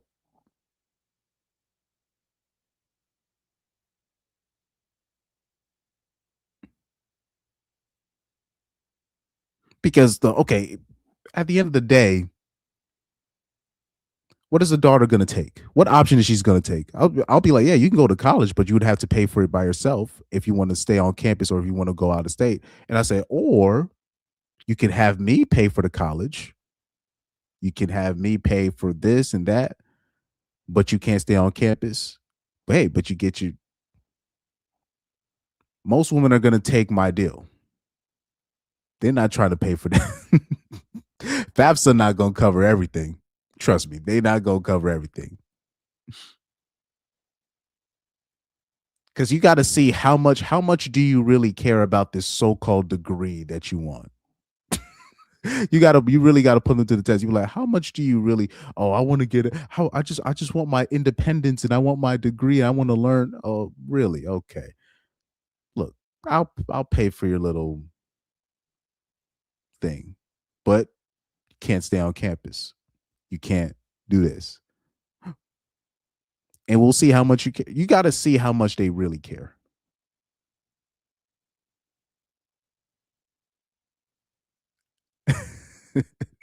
You gotta you really gotta be like, come on now. And then even then, I believe by the time your kids enter high school, you gotta already know what kind of kid you got. You gotta already know, okay, do I have an introverted kid? I have a extroverted kid. Is my boy this? Is my girl that? But the thing is, if you treat people a little bit differently, meaning that were you doing princess treatment, or you're treating your daughter like this, you're not properly disciplining your daughter. I'm talking about if you're not disciplining your daughters like you're disciplining your sons and all that stuff, you really got to treat your kids equal. And the only time you give special treatment are to the kids that are doing what they're supposed to do, the kids that are doing the chores, the kids that are getting good grades at school. Those are the ones that get special things.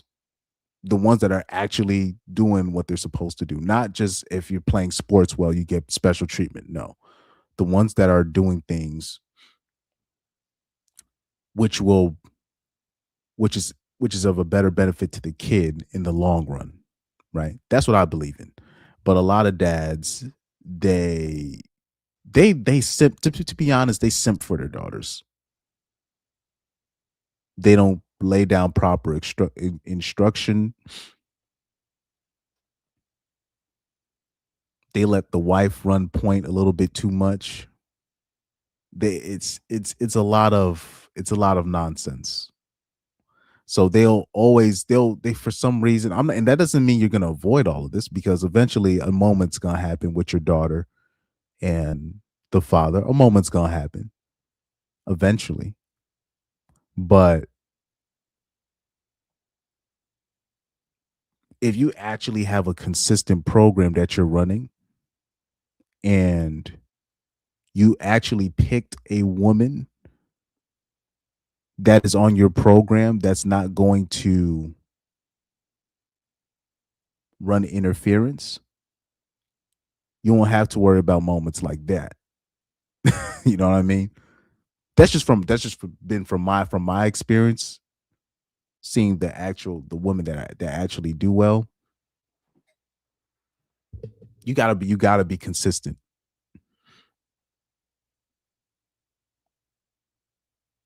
Pyro says sending off your kids to college to get a degree that AI will take over from their jobs. G-Man says, come on, Mike. Her besties are totally as chaste as you raised your own girl. Peer pressure. What's that? Anyway, why is no one marrying my 28-year-old RN daughter? Oh, man.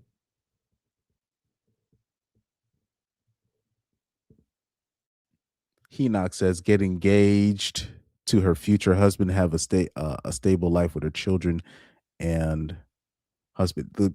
The goal is to make sure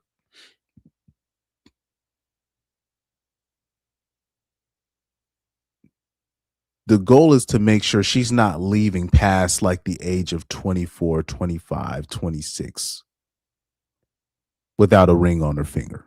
That should really be the goal, and then making sure that she's around the right type of guys, or making sure she's picking the right type of guys. Right.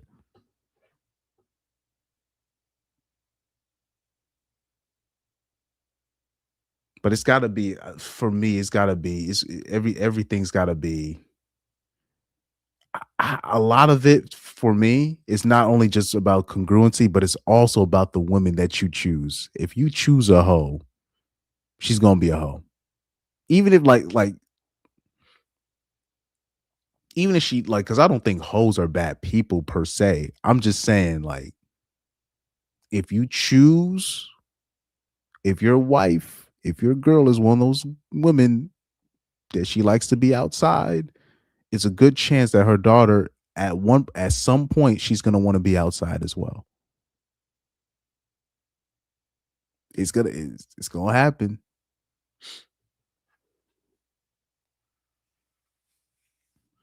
This is why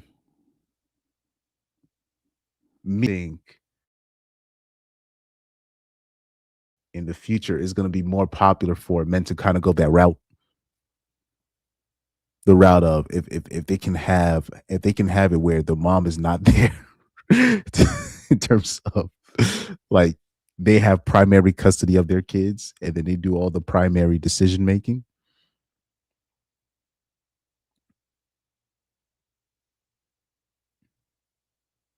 You know, and then like I said, everything depends on what country you live in, right? So okay, yeah, exactly. Surrogacy and single fatherhood, that's gonna be in the future, that's gonna be the thing. So Henoch says picking, she's not gonna pick. I'll be the one to decide. Not in America, man. Now, if you live in a different country, you can do that. Not in America. If you pick the dude, if you pick, I'm talking about, oh, you're marrying this guy, she's probably gonna rebel. She's most likely gonna rebel. In America, unfortunately, how do I say this? You're gonna have to kind of play the system, right? So, sure, you're gonna have to trick the system a little bit. If you have a daughter, you probably can't tell her what type of dudes to avoid. You're just gonna need to hope that she has the common sense to do so. I've met plenty of young women when I was in high school. They had enough common sense to be like, look, I'm not gonna be with a 23-year-old that works at UPS that has a motorcycle and his money is like gold to me. Even though I'm not gonna pick that dude. I'm gonna stick with a dude my own age and I'm gonna work it out with him and I will prepare myself to and then after high school, let's see what happens. Right? That's a normal situation. Or that's supposed to be the normal situation. What a lot of girls are doing is I'm talking about they're 15, 16, meeting up with these completely unnormal people. Like, I'm like, where the hell are you even meeting these type of dudes? Dudes they have no business being with.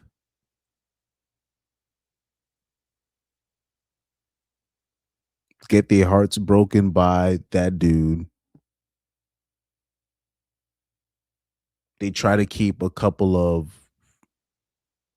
they try to be with a couple of their classmates, but they can't look back because they started being with dudes with money or dudes that are outside of the system per se. So they end up if they do end up being with a guy, one of their classmates, they'll get bored. They're gonna end up breaking one of the guys in their grade's heart. Then they're gonna go to college and get ran through. That's what girls are doing nowadays. Like that's the normal situation for girls now. Empowerment to them is them doing the breaking of the hearts. Like if they're with a guy in their age range, if they're with a guy at their school, that's just for practice for her. That's practice in her mind.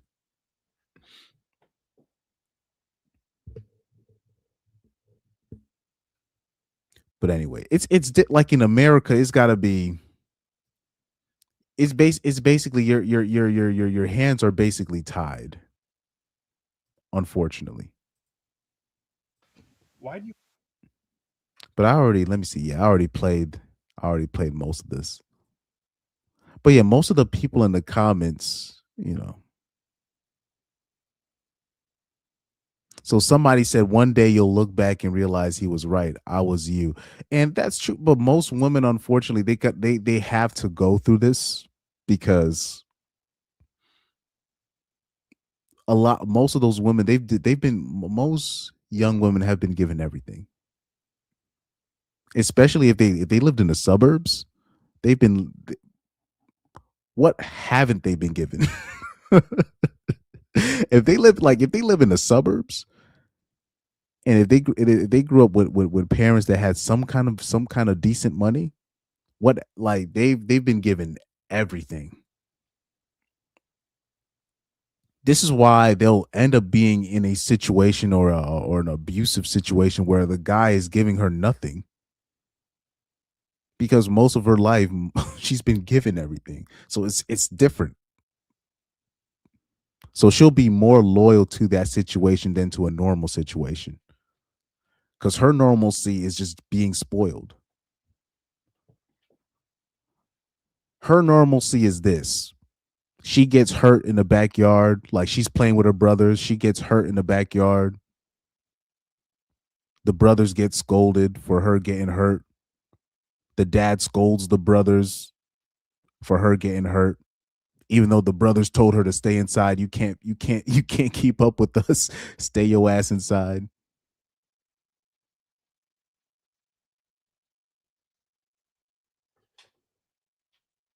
There needs to be a early understanding. If you have a daughter, I believe this, there needs to be a early understanding with her that I am not a man. I am not my brothers. I am not a boy. There's certain things that I cannot do. So I need to watch how I do things. I need to be smarter on how I operate, because nobody is going to save me. There's this thing, we think that all women are going to be saved by simps. No, no, no, no, no, no. As a human being, you're ahead of most. The sooner you find out that nobody's going to save you, whether you are a man or you are a woman. But for a man is a little bit different, and for a woman is a little bit different. So men find out earlier on, man, nobody's going to save me out here. I got to do my own thing. Now for women, what it needs to be is, look, I need to watch how I'm doing things, because I'm not going to have the luxury for people to save me. So I need to be smarter on how I operate. So yeah, eventually she will get chose, but she needs to understand that how I do things, it's a reflection on my family. So I can't just do what I want to do. There's consequences to my actions. But when you're giving your daughter princess treatment, she expects things to be a certain way. Nope, nope. Once she already, you're gonna lose. As soon as she start thinking that, she's gonna lose.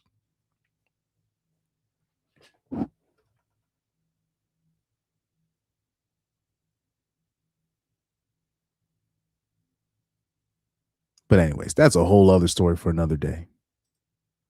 But yeah, surrogacy and single fatherhood, that's gonna be the future. That's definitely the future right there. Cristiano Ronaldo already showed the blueprint low key before he got married to the girl that he's married with right now. Is he? I think he is. Did he finally get married? Is Cristiano Ronaldo married? Because I would have sworn they got engaged.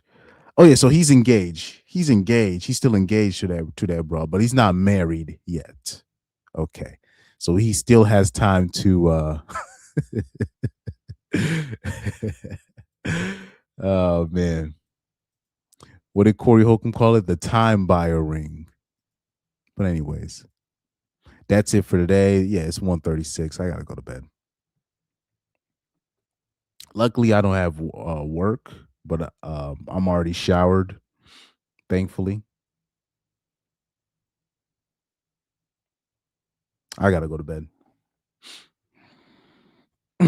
But we definitely gotta go. We definitely gotta go deeper into that in a later time. And I'm glad that you guys are on the same page as me. I'm like, hey man, if your daughter is in it, like she unfortunately, she's just gonna have to. She's gonna have to just go through whatever she's gonna have to go through, and then you're gonna have. And then at the end of the day, she's going through what she's going through because she knows at the end of the day you're gonna take her back anyways. Now, if you already established rules in your house, like, look, if you decide to do this, you're on your own. If you decide to get pregnant, you're on your own. Like, there's a lot of dads, they don't even say that to their daughters. Or they're not even gangster enough to say this. Oh, if you get pregnant, oh, you're not gonna have an abortion. We'll take care of the grandparents, and then we're just gonna send you away. That's what we're gonna do. And you're not gonna have no contact with your kid. We're gonna raise your kid. You will be known as the deadbeat mom. We will raise your kid for you. Most people ain't even gangster enough to say that. It really makes the daughters think, or it makes the dudes think if the parents put that kind of you know what? No, you're gonna have the kid. You're not gonna have the abortion. All right, you did some grown up shit. All right, you're gonna keep the kid, and then we're gonna send you away. You're not gonna have contact with the kid. And if the kid asks where you at, we're gonna say you on drugs. You didn't care about you. You on your own. That's just how it's gonna be. It makes people think. It makes people think twice. You know. I'll say this as a parent. I think you have to be willing to disown one of your kids. I think you need to have the balls to be like, nah, and this definitely helps if you have many kids. So they all see that example and they're like, okay, I'm not gonna do that.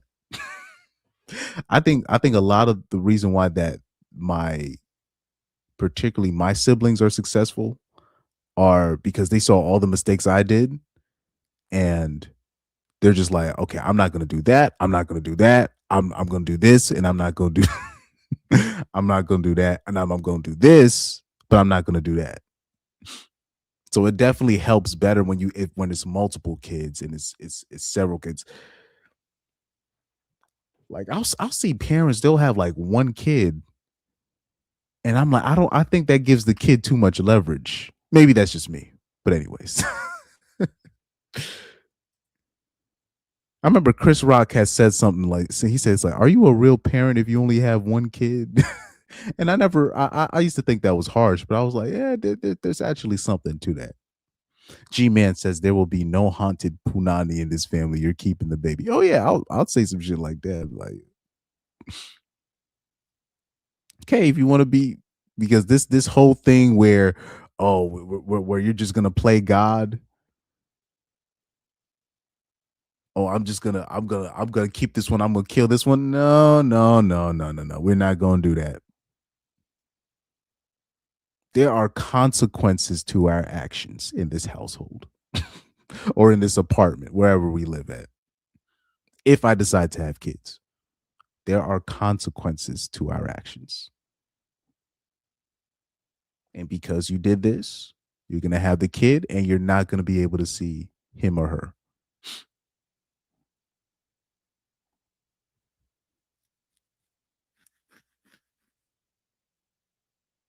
Because clearly you're not good at making decisions. This is it's 2026. You didn't just decide to, I'm gonna just I didn't know I was pregnant. No.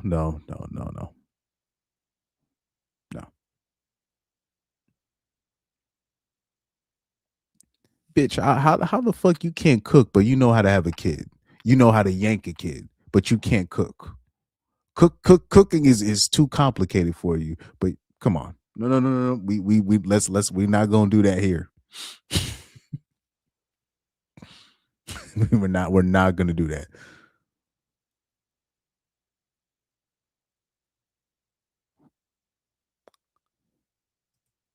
We deserve to know that a life was yanked out of the tackle box.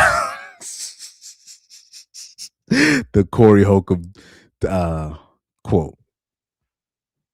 Man, Corey Holcomb got the most creative abortion jokes, boy.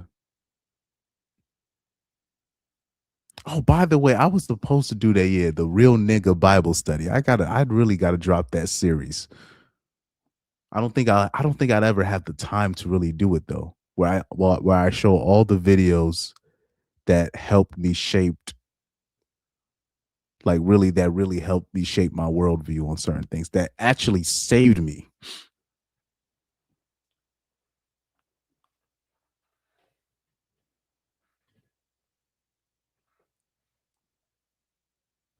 But anyways, I think that will be it for today. I checked on my Twitter. I got a whole bunch of videos, man. Oh man, that I got saved up. I got some fire ass videos. But yeah, shout out to the Hispanic representative Myra Flores. I already know dudes is gonna be on they're gonna see her. It's gonna be a lot of dudes gonna save her to people to their mental spank bank. Have a good night, CM. Great stream. For real. Thank you, G man, and I appreciate you, man. I appreciate you, especially in them comments.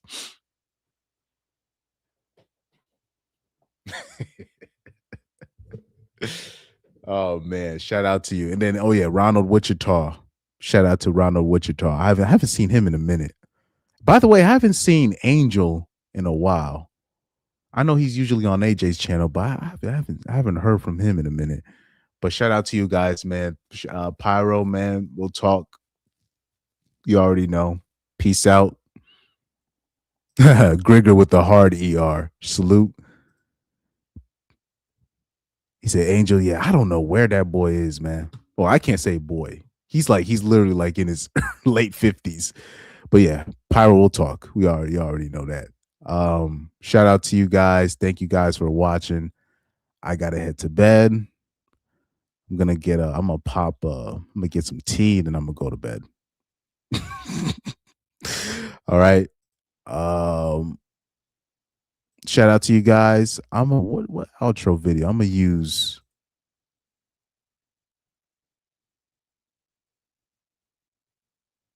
the Gargoyles outro video. Shout out to you guys, man. Take care. Take it easy. Good night. What sorcery is this?